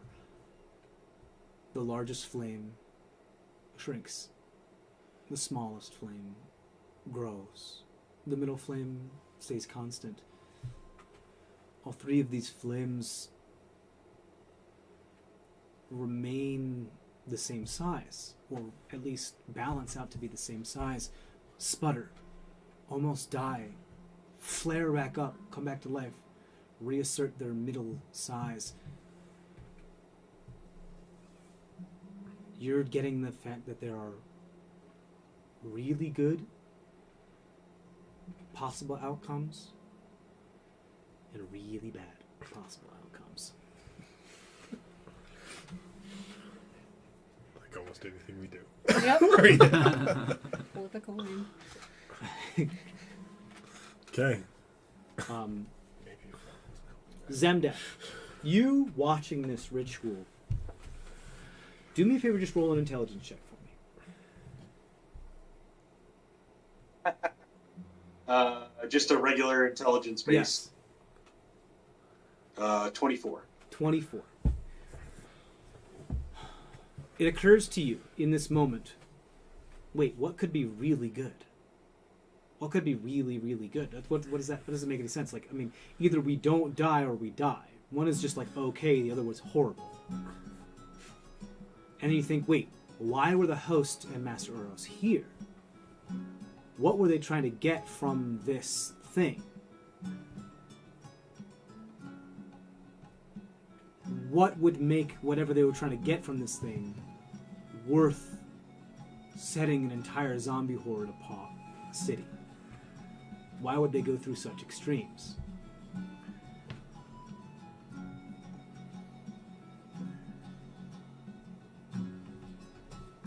So,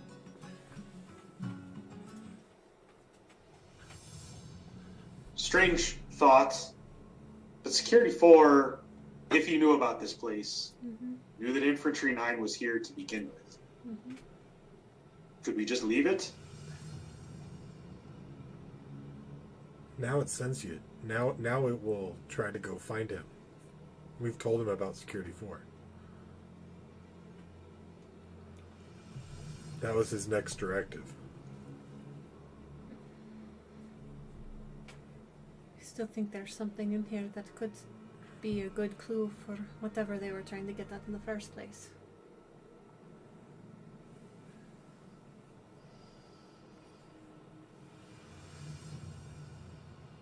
I mean, TJ, I guess I'm not quite understanding. Sure. Like, the good outcome would be getting the knowledge? So right, so, kind of. So you're realizing that like once Argus like relays this information to you, like, hey, something really good could happen or something really bad could happen, and you being like, and you're just being like, wait, what do you mean really good? Really good means we just survive, right? But surviving doesn't really good. Surviving is just like okay. What do you mean like we could come out of this better than when we went into this? And yes, essentially, your memory gets jogged as to okay, why the fuck were these guys here? Why did they go through such extremes to try to tinker with this thing? And what were they looking for? And if this thing is what they were looking for, why? And what does it have that they want so much? And Master Oros kept mentioning some vision, and that's why he ran to that object. So they must have been getting information out of Infantry Knight's head to begin with. Mm-hmm. Meaning that whatever this information or whatever is in this platform is could be a couple of things. It could be highly sought after. It could be dangerous. It could be in the wrong hands. It could be extremely dangerous. It could be fucking a recipe for stew. It could be who knows. It could be map directions. It could be military movements. It could be anything. Think about how old this thing is.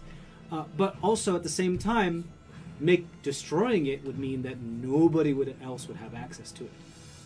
The thing that you almost are sure of, however, is that somebody already has it. At least two people already have it. Master Oros and the host.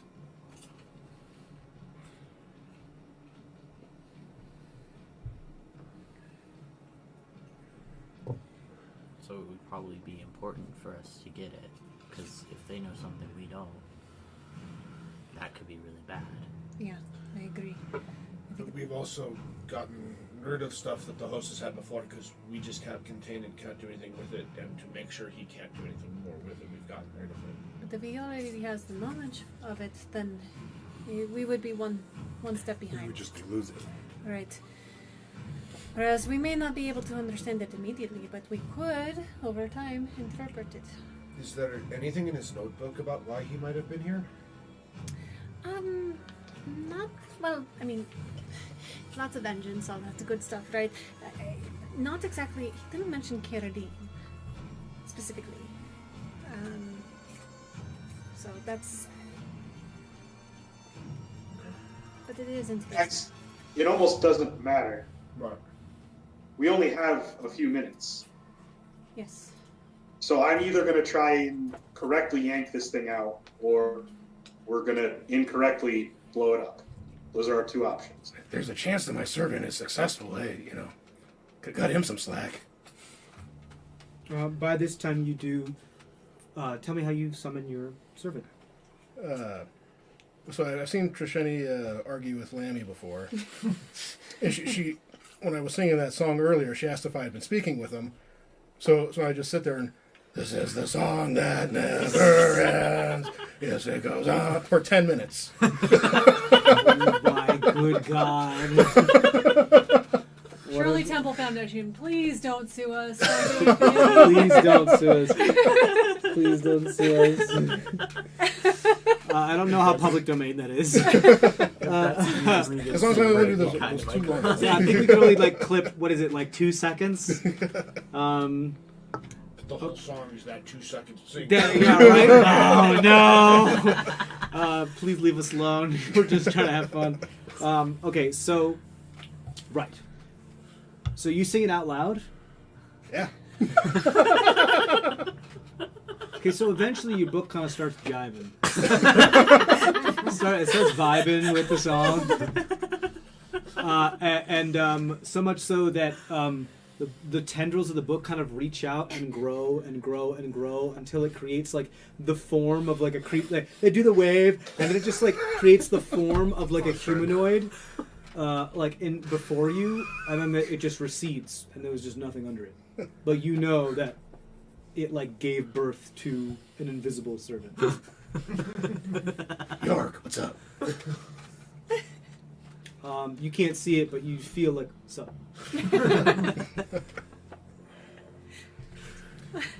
All right, so we moving away, and then I'll. I think we just gotta pull and go. like away from Oh, we should move. Yes. logs Yeah. helping. I think we should go towards the Dwarven Catacombs so that we can run that way. Right, you're actually not too far off from them. Remember that you came here directly from the Dwarven Catacombs because that's where you Right. found Yeah. the dowsing crystal. So let's just move that direction. And if Not things- towards the new hole. No, Yeah. because that's fresh. It will. It's collapse still a easier. trek. Like you're deep. You're deep. You feel like you're about the same depth as the pre-Kenran catacombs, but they're not here. For the record, during that 10 Or minutes, I was casting mage armor and distributing good berries across everybody. Fair enough. Fair enough. The three of you, Log, Trisheni, and Argus, are just casting rituals, while Cole is. Actually, Cole's humming along with Log. Yeah, right, the whole time. And the rats are all kind of like Right. The rats have formed a little like a line. Pacific Islander like style, luau style version of with like a steel guitar and everything. One rat is I like saw him playing doing a a chorus line for a second. Yeah. Except it's like just like trash skirts. I just realized it's probably appropriating culture. I apologize. Okay. So what's the plan? So I have to stay within 60 feet, but you all, get out of dodge. Okay. Okay, so you guys gonna set this thing off? Well, So Well, you can you try want to you pull do it. want to you're destroying it, right? Well, I just well, want to so- be clear about Well, what's so he's going to try and pull it out. If it's successful, it's successful. And if not, then only the Right, servant okay, is I'm gonna let you destroyed. know right now. If you just straight up try to pull this thing out, you have a very Well, small but margin of success. Gizmo said that he was showing me how to do it successfully. I understand. So you want to examine it a little bit further to see if you can give him better instruction. Yep. Okay, cool. Go ahead and roll another tinkering What I check was for me. doing while you guys were. Granted, second hand instruction is, Right. Yeah. It's going to be iffy. But there's a at chance. all. At the There's very there's least. a chance of it working. sound like Dumb and Dumber. So you're saying there's still a chance? What was that? What kind of check? Tinkering check. 23. 23. Holy crap! What's your expertise bonus on that now? That's 11. Yeah, plus 11. Plus 11. That's Wow. fine. Okay. Yeah. So it's like impossible. That's for you to roll why under all a of my 12. rolls have been pretty good because you've just been making me do tool checks. It's With like Yeah. when I try and Bring now back persuade. the tool stupid master. high. It's like when I try and persuade somebody. Yeah. What do you have? Plus 11. I have plus 11, yeah. So if I get a natural 1 on a persuasion check, it's a 12. I mean, it's still Still a critical, but yeah, I still need to know the. Yeah. Something bad happens, but it's still a 12. Yeah. It's still better than average. So I only rolled a 12, but that's a 23. Right. Insane. Okay, so Zemdek, you find out some new information. You realize that there's a dead man switch on this thing. Meaning that without the use of said diagnostic device, The brain can't be removed at all. no, it can be removed. It requires more than 2 hands. I can also mage hand. Requires 4 hands. I can mage hand as well. So here are your options. If it is attempted to be forcibly removed, doesn't matter how, it will self-destruct. If it is attempted to be removed with lack of the diagnostic tool, there is a way to do it. It does require 4 delicate hands to keep down 4 of the pressure plates that keep it locked into place. Then it will be removed, and once the power that's running to it has stopped and spun down after a couple seconds, the pressure plates can then be let go. Screw it. Do we just try and grab it? Well, and Mage Hand's only 30 feet, so that's probably not far away enough to be safe from the explosion. Right, and honestly, I'm better with my actual hands than I am with my mage hand anyway. So yeah, so we'll... So, Trisheni, you just want to help me, and we'll try to actually get it out? Yeah, let's do it. So you're going to try to... On Gizmo, because it's an hour. Okay. Sofka's kind of backing up. That's Cole's backing up too. Cole's gonna go. Log. I know you can do this. Just try not to help too much. Just give him a thumbs up. Inspiration too. You got it. You get an inspiration die. To not help. To not help! Go away. I said not help too much. I'm not helping, my servant's helping. Exactly. Great. Okay, so...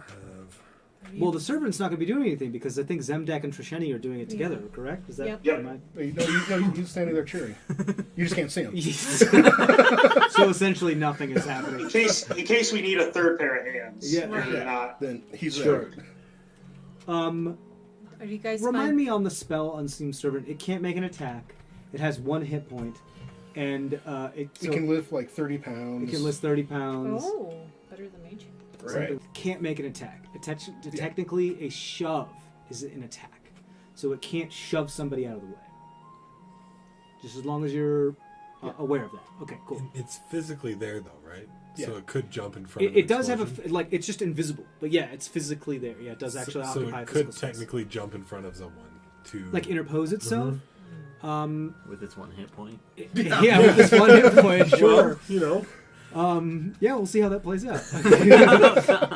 What happens if I fairy fire an unseen servant? You'd be able to see it Okay. for sure. Yeah, because it's just invisible. Yeah, it's just invisible. It's just like Important it's like a things for Dark later. Templar from Starcraft. Oh, I really have to stop referencing Blizzard because they're going to come at me. I apologize. It's one of my favorite games. Sorry, Starcraft's one of my favorite games. Love you. Please don't sue me. They're just inherently invisible. Yeah. But yeah, fairy fire would make them invisible. And then you'd have to describe to Argus what they actually look like.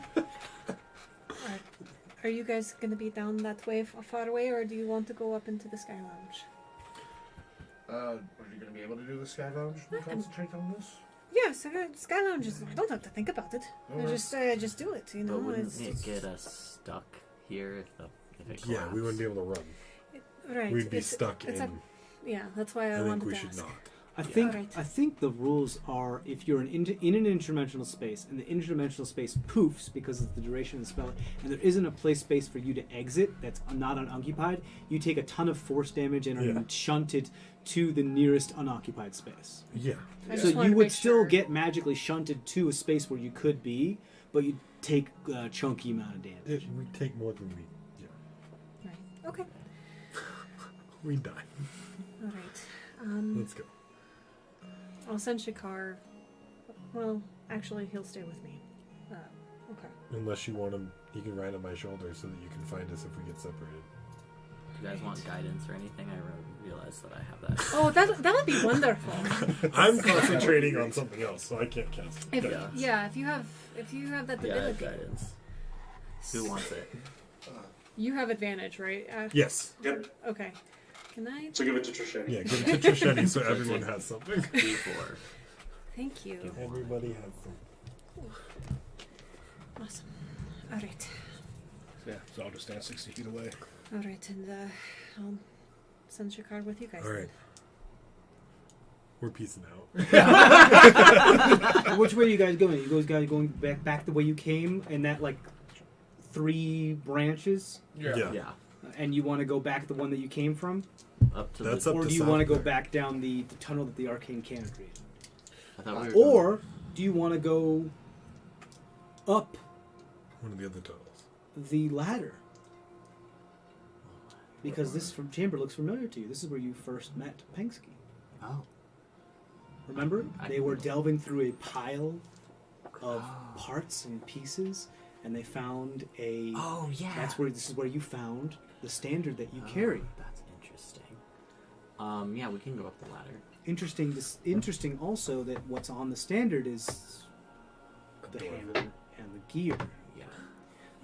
And you pulled that off of a destroyed Warforged. Warforged. Yeah. Interesting. TJ's been planning this for months, guys. So there is the ladder around the other way that goes up into the derelict mining shaft. So there's like 4 different ways. You can go back the way you came. One of the 2 branched off. I'm leaving it up to you. You're the one who. You're the guy lives here. I mean, I think let's go to a structurally sound place. So let's go to the Dwarven Catacombs. Okay, so you're gonna just go back the way you came. Then. Yeah. Okay. Good luck, friends. Thanks. Okay. Said conk with you guys. Okay. Okay, Conk comes with you. You don't have dark vision, right? No, No. I Okay. am. Okay. Blind Okay, so I unless I assume need like there have been light around the area. You've probably cast Yeah. a light at some point to see. Okay, you leave with them. It's dark in here, pitch black. Zemdak, you can see. You're blind. Wait. Shakar, come back. Come on, buddy. Light orbs. I still have 3 of my light Oh, orbs. you do? Okay, good. Okay, never mind. Stay there, bud. All right, thank you. You kind of like set them up with like gooseneck connectors on the dome piece of the Warforged, so it's kind of like operator lights. Yep. Cool. Kind of like those lanternfish. Yeah, like the anglerfish. Yeah. All right, I'm assuming we don't have much time. So Nope. tell me where to press, and I'll... There and there. Okay. On 3. Yes. 1, 2. 1, 3. So these are sleight of hand checks. Is that technically cocked? It's like kind of resting up. Nope, it's not because I didn't lay a dice on it. Okay. I have advantage, right? Yes, Yes. you do. That's not a good thing. You have to ask that. It's a good thing. I got a 14 for my sleight of hand. What'd you get? Got a 24. 24. Pause for dramatic effect. The guidance helped a lot. Thank you. I don't mean anything by this. Don't read into this. You have options if you want to make this higher. There's still the unseen servant with more hands. No, I meant there's something that I gave you guys last session. Oh, yeah. Yeah. Your DM inspiration. Yeah. Oh, right. It's up to you, though. I don't mean by this. I'm going to... Every time you be like, you're upset and you're like, oh shit, that's low, I will remind you of your DM inspiration. I Whether or know. not it's an important role or whether or not it's succeeded or not. I'm chaotic. Here is my rationale. I am probably going to die again because I am a fucking wizard. So I might hold on to it. Saving it for death You're saves. blade Yeah. dancing. Whenever TJ hits you, he hits you. If I can't fully, I am not hitting you. The creature is hitting you. if I can't fully I would block never it, hit Noel. I do believe that. yeah, if I can't fully block it, then I'm gonna go down. So I'm gonna hold it. But our combined is 38, then correct? So Yep. hopefully, Divided by 2. 19. 19. DC's 20. Just dangling. So you don't get a choice anymore. I told you the DC. Yeah. So you successfully push down the pressure plates and kind of like slide your arm in as like you kind of suck it out to like hold the pressure plate with your elbow so you can pull it out. And both of you look at each other like, holy shit, we did it. And as you say like it from the did it, your elbow slips beep, beep, beep, beep, beep, beep, beep, beep, beep, beep, beep, beep. Run. And the brain itself starts to glow red. Because it's still in some way like tethered ethereally to the platform. Question. I'll get to you in a minute. In this moment, do you hold on to the core? Do you run? What exactly do you do? Give it to the servant. The servant's going to run down the other tunnel. You have you don't know how much time you have. Yeah, because if the servant's there, if we knew the servant was there. Yeah, because that's what I said. I'm saying 60 feet away, and then so the servant will just move it as far away from as you guys are running this way. We'll move it further. Then once I'm with you guys, then I'll just run with you guys, and then he poofs. But then it's further from where we are. We'll just maybe still stay within in case it doesn't. Fuck. The brain wasn't the bomb, right? You don't know. He said that's what's beeping. That's what's the platform is beeping. No, I thought. But the the brain brain- is I thought the turned from Warforged. blue to red. I thought the To me, that Warforged sounds like said- bomb. But you don't. But yeah, that there's so meaning that there's still some sort of ethereal tether between the two of them. So you don't can't- know. You've never done. This is entirely uncharted territory. The platform is beeping. You have less than a split second to decide what it is you're going to do. What are you going to do? Raise your hand if you've done robot brain surgery before. I know I texted you that thing, but instead, can I just kind of think about it and do Yeah. it? So here's the deal. Yeah. Like if in like a stressful, huge moment like this, you just instinctively throw something up. That's cool. We can RP Okay. that too, and you can just describe it later. Absolutely, that makes All right. a lot of sense. Okay. It's just kind of like how some people become aware of their superpowers in a traumatic moment. I'm going to Like, you know that whole movie trope. just really think about, oh shit, I really need to get this platform thing away from me. I need to get it out. I need to get this creature, this Warforged away. Right, because technically it's still a creature. Yes. Fuck you. And I just think about, oh wait, and calculations go flashing through my head quickly. Oh wait, if I do this vortex that warp. Zach Galifianakis Yes, meme where all exactly. those computations. If only it's there. Exactly. And I just kind of somehow summon this like warping space-time continuum to basically point 90 feet in the complete opposite direction to give us a little bit more time. Do you have the spell slot for it? I do. Okay. We just rested. Yeah. So, Zemdak, you see. Beep, beep, beep, beep, beep, beep, beep, beep. Trisheni looks at you. Panic. Panic. Panic. She Yep. tosses the brain to you. It's now mid-air. She takes her hands, waves them about.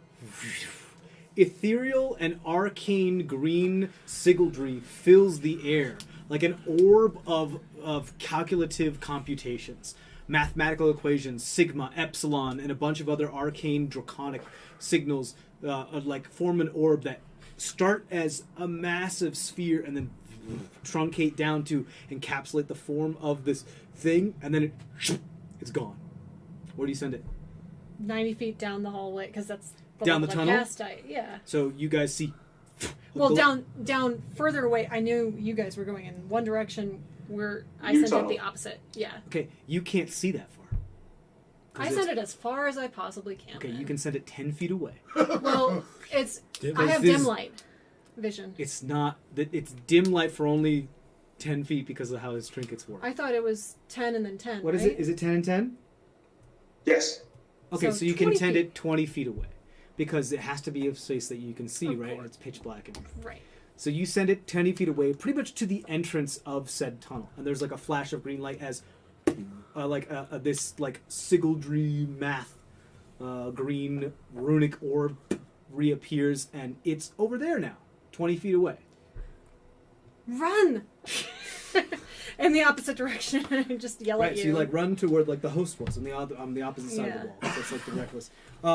Great. So you start running. Zemdek, you have this red core in your hand. The servant takes it and just moves it towards the tunnel. Okay, so the running towards the exploding platform. In case this thing also explodes. Okay, is that? If Zemdak doesn't Do you fight let it, this? Do you let the servant take it? Wait, so I'm holding The core. which is now the glowing core, red. and she warped the platform, the platform away. 20 feet, like pretty much to the west, and you're still in the center of the room near like the magic circle. Yeah, I just run after Trisheni. Okay, do you let the unseen servant take the core? Sure. no, so that I can move. Yeah. Yeah, I mean, you can move with the core. If you want to take the core with you, you can. Or you can let the unserved. It's just a question of whether that explodes too. Right. I'll let the servant take it. Okay, so you split-second decision. You feel something tug on it, and you just let it go. And it travels... How fast? What's the speed of the unseen servant? I think I can move it like 15 feet per action. Let me double Okay, check. so because an action is 6 seconds. So, as a bonus Well, the action, action I can itself mentally, is in 6 I can mentally seconds. command the servant to move up to 15 feet. Is all Okay, it so says. it moves 15... Great, I'll give you the benefit of the doubt here. Because technically, like, 6 seconds is a round, and it gets a little... It's too convoluted. I don't want to hear it. You move 15 feet in that direction. You guys get half of your movement in the opposite direction. Because Okay. this thing explodes within 2.5 seconds. All right. All of this happens in 2.5 seconds. Jesus. Um... We're just chilling in the dorm. It's going to... I see sunshine. Oh, God. So you move 15 feet. So essentially, you are 30. Both of you. Well, no, you're only 10 feet because you're a gnome. So your feet is only 25.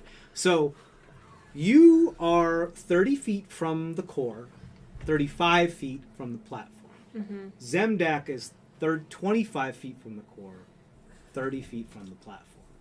The radius of this explosion is 30 feet. Zemdak gets caught up in both explosions. You get caught up in one of the explosions. Go ahead and roll dexterity saving throws for me. You roll 1, Zemdak, please roll 2.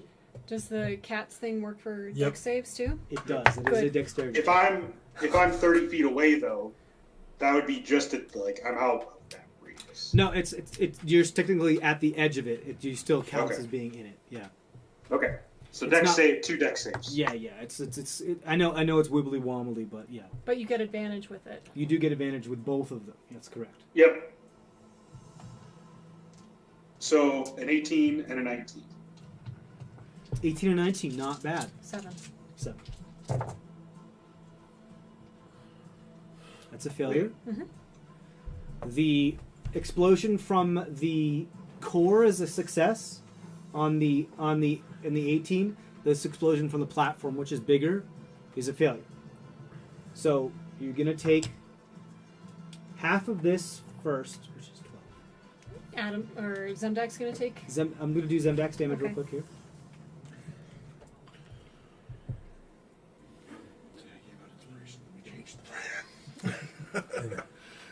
Zemdak, you take a total of 22 fire damage. Okay, so quick question. Sure. Can I use a reaction? Absolutely. Can I use absorb elements? Ooh. Absolutely. So I give myself resistance to fire So you'll take 11. and half it again. That's correct. So you'll take 11 total. Okay. You will take 15 points of fire damage. Okay. As this, like, it's not red fire either. It's like this blue arcane Magitech explosion inferno. And as it dies down, you see there's barely anything left of what was there. So all the old arms and things like that, all incinerated. No. That was there's some damaged, more damaged pieces. Okay. But of the platform and the brain and the core itself, there's almost nothing left. And what is just scrap now. Okay. So both of them did almost- blow, though. We did. See Yeah, that. no, Okay. the both of them were almost entirely. So this self-destruct did exactly what it was supposed to do. Okay. Cool. I'm now going to roll a Constitution saving throw for the chamber from the explosion to see if it starts collapsing. It's a natural 1. Of course. As Run. the ground starts Still running. trembling and pieces of the ceiling start falling. The rest of you guys hear the dual explosions, and the chamber starts shaking slightly, and you realize that that part's probably collapsing and your companions are still in it. I'm like in the middle. It's right there, by the way. It's natural. It was empty. Okay. Natural 1. This is like action movie explosion behind the heroes. Yeah. Right. Real heroes look at explosions. Yeah. I mean, So but I'm waiting for you guys to catch up to where I'm at, and then I'll be running with you guys. Okay. I mean,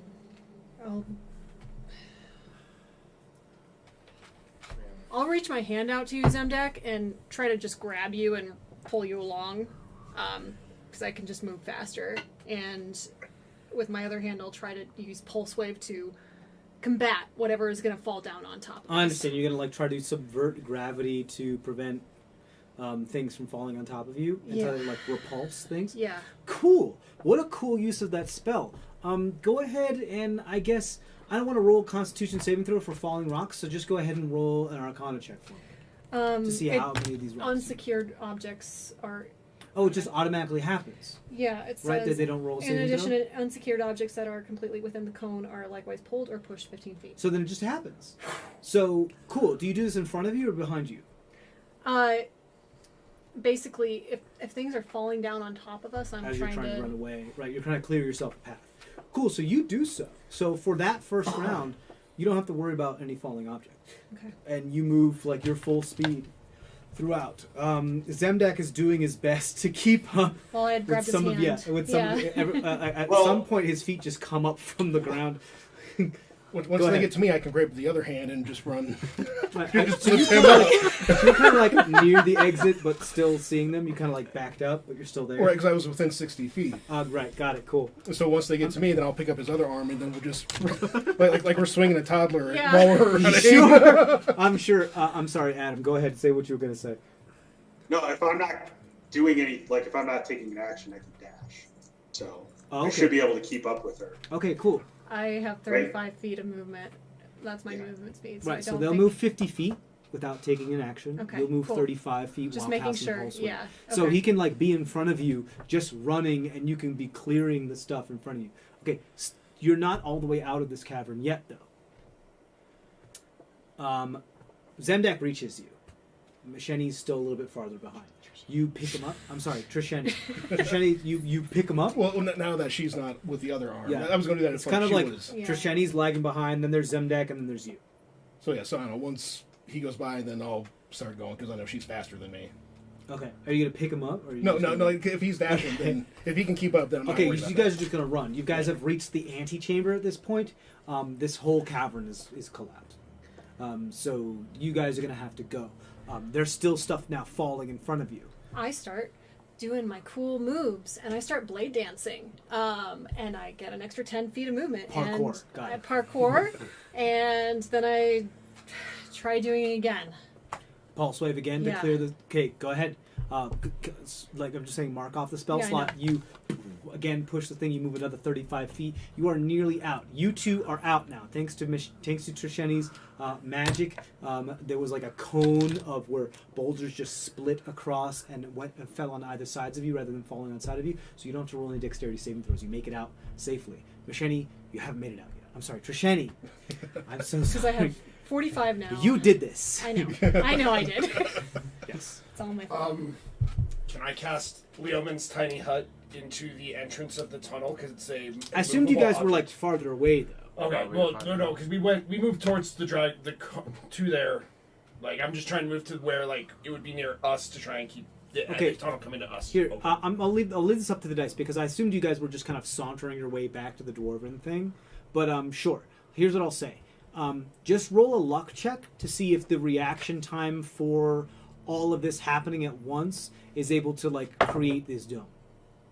14. 14, yeah. Okay, so you react fast enough to be able to see. You see them coming around the corner, and you're like, shit. And you use your spell slot to cast the hut. You enable it so that all of them can go through it, correct? Yeah. Because of that, you cross the threshold of the hut just as a large boulder falls onto the hut. There is a limit to how much pressure this hut can sustain. I believe it is in the spell, something like 1,000 pounds or something like that. Or actually, I don't think it specifies, but Yeah, I don't for it think to not have a limit is a little extreme. That means it could potentially hold the limit of the weight of an entire planet upon itself. Well, That we just could doesn't make any sense. cast it underwater, right? You could do that. Right. So, Okay, here's what I'll do. Again, I'll leave it up to the dice. It's magic. I would actually have to be standing in that tunnel to cast it. Okay, you can be in it. I know. So here's what I'll say. Roll an Arcana check to maintain concentration on this as essentially hundreds of thousands of pounds of dirt and rock now fall upon it. Because you have to be in it. Granted, it's not like a necessarily difficult check because the spell specifically says nothing can enter it, but go ahead. 10? 10. That was the DC. So you just make it. But you absolutely feel severe mental strain. And as your companions run past you, you hear just from Trisheni's head, fuck, fuck, fuck, fuck, fuck, fuck, fuck, fuck, fuck, fuck, fuck. yep. So you have an option here. Everybody has gone through your dome and out the other side. You're now there, very like force field-esque, holding up thousands of pounds of rock. Tens of, not hundreds of thousands of pounds of rock. You have to exit this at some point. I'm already past him. You are. Cool. I think I can do this again. I'm assuming you had left some sort of lights back where you were, right? I mean, normally I just put my light spell on me. On you. Can I see anything back beyond that would send him? The dome, like, is, you could make it perceive however you want, and I assume it's like some sort of like orange light, like that little dome right there. Yeah. But like, if you don't put too much thought in it, that's what it appears as. So it's enough where, as you pass through the interior of the dome, it has a dim light within it. Like, I like, that doesn't make sense for the Leomans to not have like a nice dim light in it, and then while you're in the process of being in it, you can turn it down so that it can be dark while you see Right. it. So I assume, yeah, like for 5 feet around the dome, you can see the dome and its entirety. So, Okay, yeah. cool, but I want to send it further than that. So I'm just wondering if there's Him farther than that? I want to send you him So here's the farther deal. So that It's entirely solid. Yeah, you can't. The cave is now completely collapsed onto the dome, creating a wall that is dome shaped around it. So it is opaque right past the far end of the dome. Does that make sense? Could I? I thought everybody else had gone through that dome. Right. No, No. right? I apologize for our listeners. I have to just describe this a little bit more physically. So this is the dome. Yes. You had run through the south side of it, for example, and gone through the north side. Now, the hemisphere, the southern hemisphere, is now covered in debris entirely. You cannot see through it. It's solid right up against the dome. That's fine. So you can't really see past it. Correct. This is the tunnel. The north side shows the tunnel that you guys are running down, and Trisheni and Log and Gizmo over here, while Cole is within the dome holding it up. Right. I want to get Cole out of there and over here towards the Oh, north you want side. a vortex warp him? Yes. Okay, I If you believe the can't- spell if says you that can't do spells that. cannot penetrate the Magical dome. effects cannot penetrate the Yeah. dome. Even if he wants it to, they can't. Yeah. So even if I were, that's weird. Specific. However- It's a specific about If I the was- dome is that spells can't but go through it. If I was inside it, You could. push me to the edge of it. Yes. I can.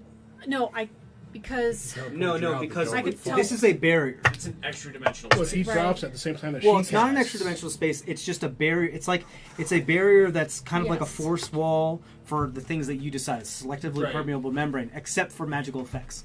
Magical effects can't go. Well, can you cast out of it or So no? It cannot pass through the barrier. So you can cast inside and you can cast outside, but But it cannot there- affect anything Right. on either side. but Cody just had a great idea. We count 1, 2, 3. I'm going to send you away. You drop it, and I'm going to send you. Oh, correct. Because you can hold your action as your reaction to, as soon as the spell drops, immediately teleport away. Yeah. If That's I possible. remember correctly from what we established before, it stays in the the dome will stay there until I move out of it, and That's then correct. it immediately collapses. Yeah, as soon as you cross the threshold of the dome drops. All right. So, do you even need if the don't have to- Yeah, stones if it's aren't like only here, going right, there, you then you just can drop, just walk leave it. out. You can Right, just I run. can just run out, and if you need to, you can always move me then. but Right. I thought- Granted, I mean, all of this is collapsing. So you guys are going to have to run regardless. He's Right. just holding up this as a stopgap for right now. So, I mean, granted, it probably won't collapse much more, but you don't know. Right. Right now, you are bottlenecking the collapse. So could you just run out? Because Yeah. if there's a tunnel. That's Yeah, exactly that's- what I think our best plan is. Me just run out the other side with you guys. You run.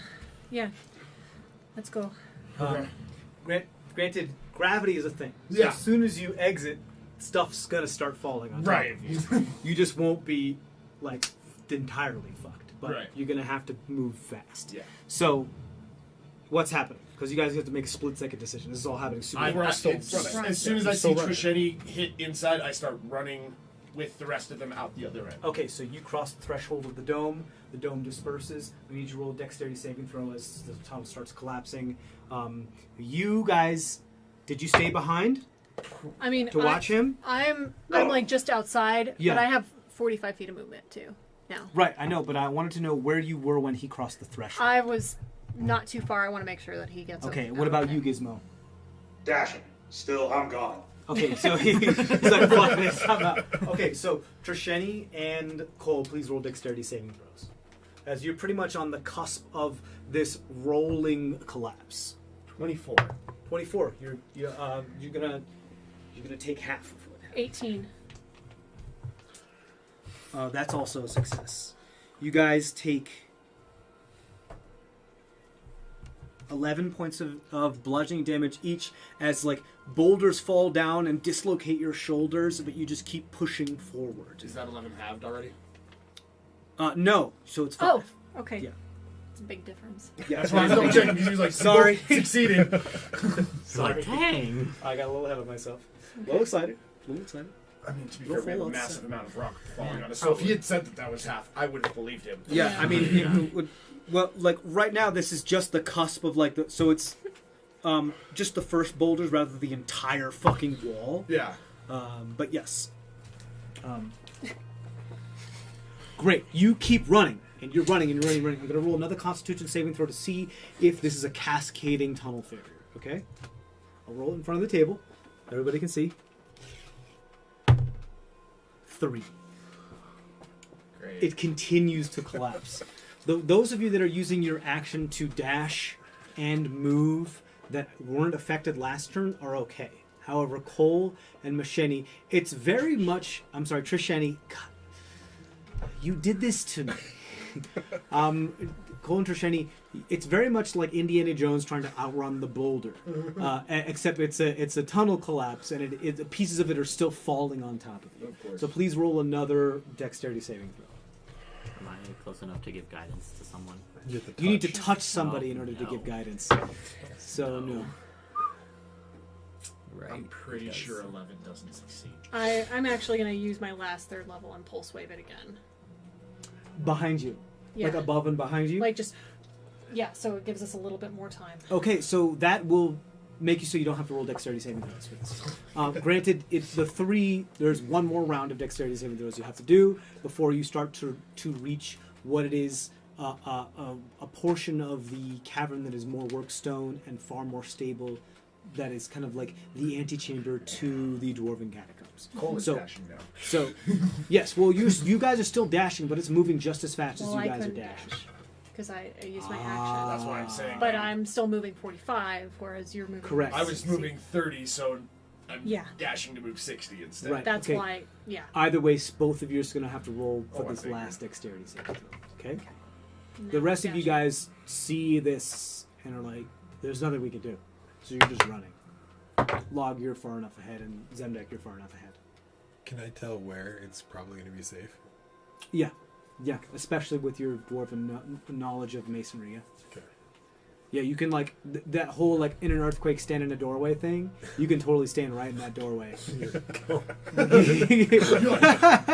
This Okay, what'd you get, Trishani? I got a 6. How'd you do? 18. That's a success. Okay. You got a 6? Damn it, I should have inspired you when you ran through, but I couldn't think about it till now. No, it's Here's okay. the problem. If you go fall unconscious here, you get buried. When I was standing there, how far away are they?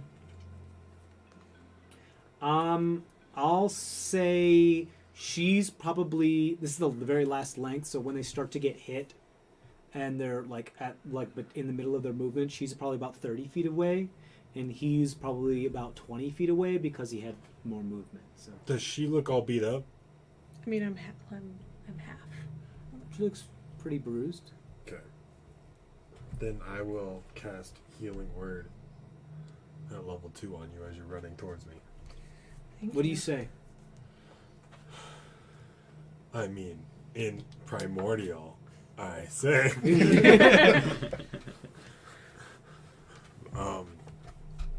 Healing Fire. Healing fire! Basically. Pure homeworld edition. Healing fire! Great, you just feel your body get warm, which once was cold, being bashed by all these rocks. And you just feel like you can push a little further than you could before. Okay. Go ahead and roll that healing. What is that? 2, 4 plus 7. 12. 12. So you gain 12 hit points. You Okay. take 11 damage. So you heal by 1 point. You take 5 damage cold. As you guys stumble and collapse through the archway where the collapse stops, now leaving nothing but a wall of boulders and debris there. And as the dust spreads and settles. Well, that didn't work. Nope. No, it didn't. Locke, I thought I said not to help. He. Technically, I didn't. He technically didn't do anything. Right. I mean, we don't know that. All Right? right, guys, that's we're going to take our first break. We'll be back after a little bit. We're just going to take a few minutes break. If you guys are listening to this in episodic nature, head over to the next episode, and we'll see you there.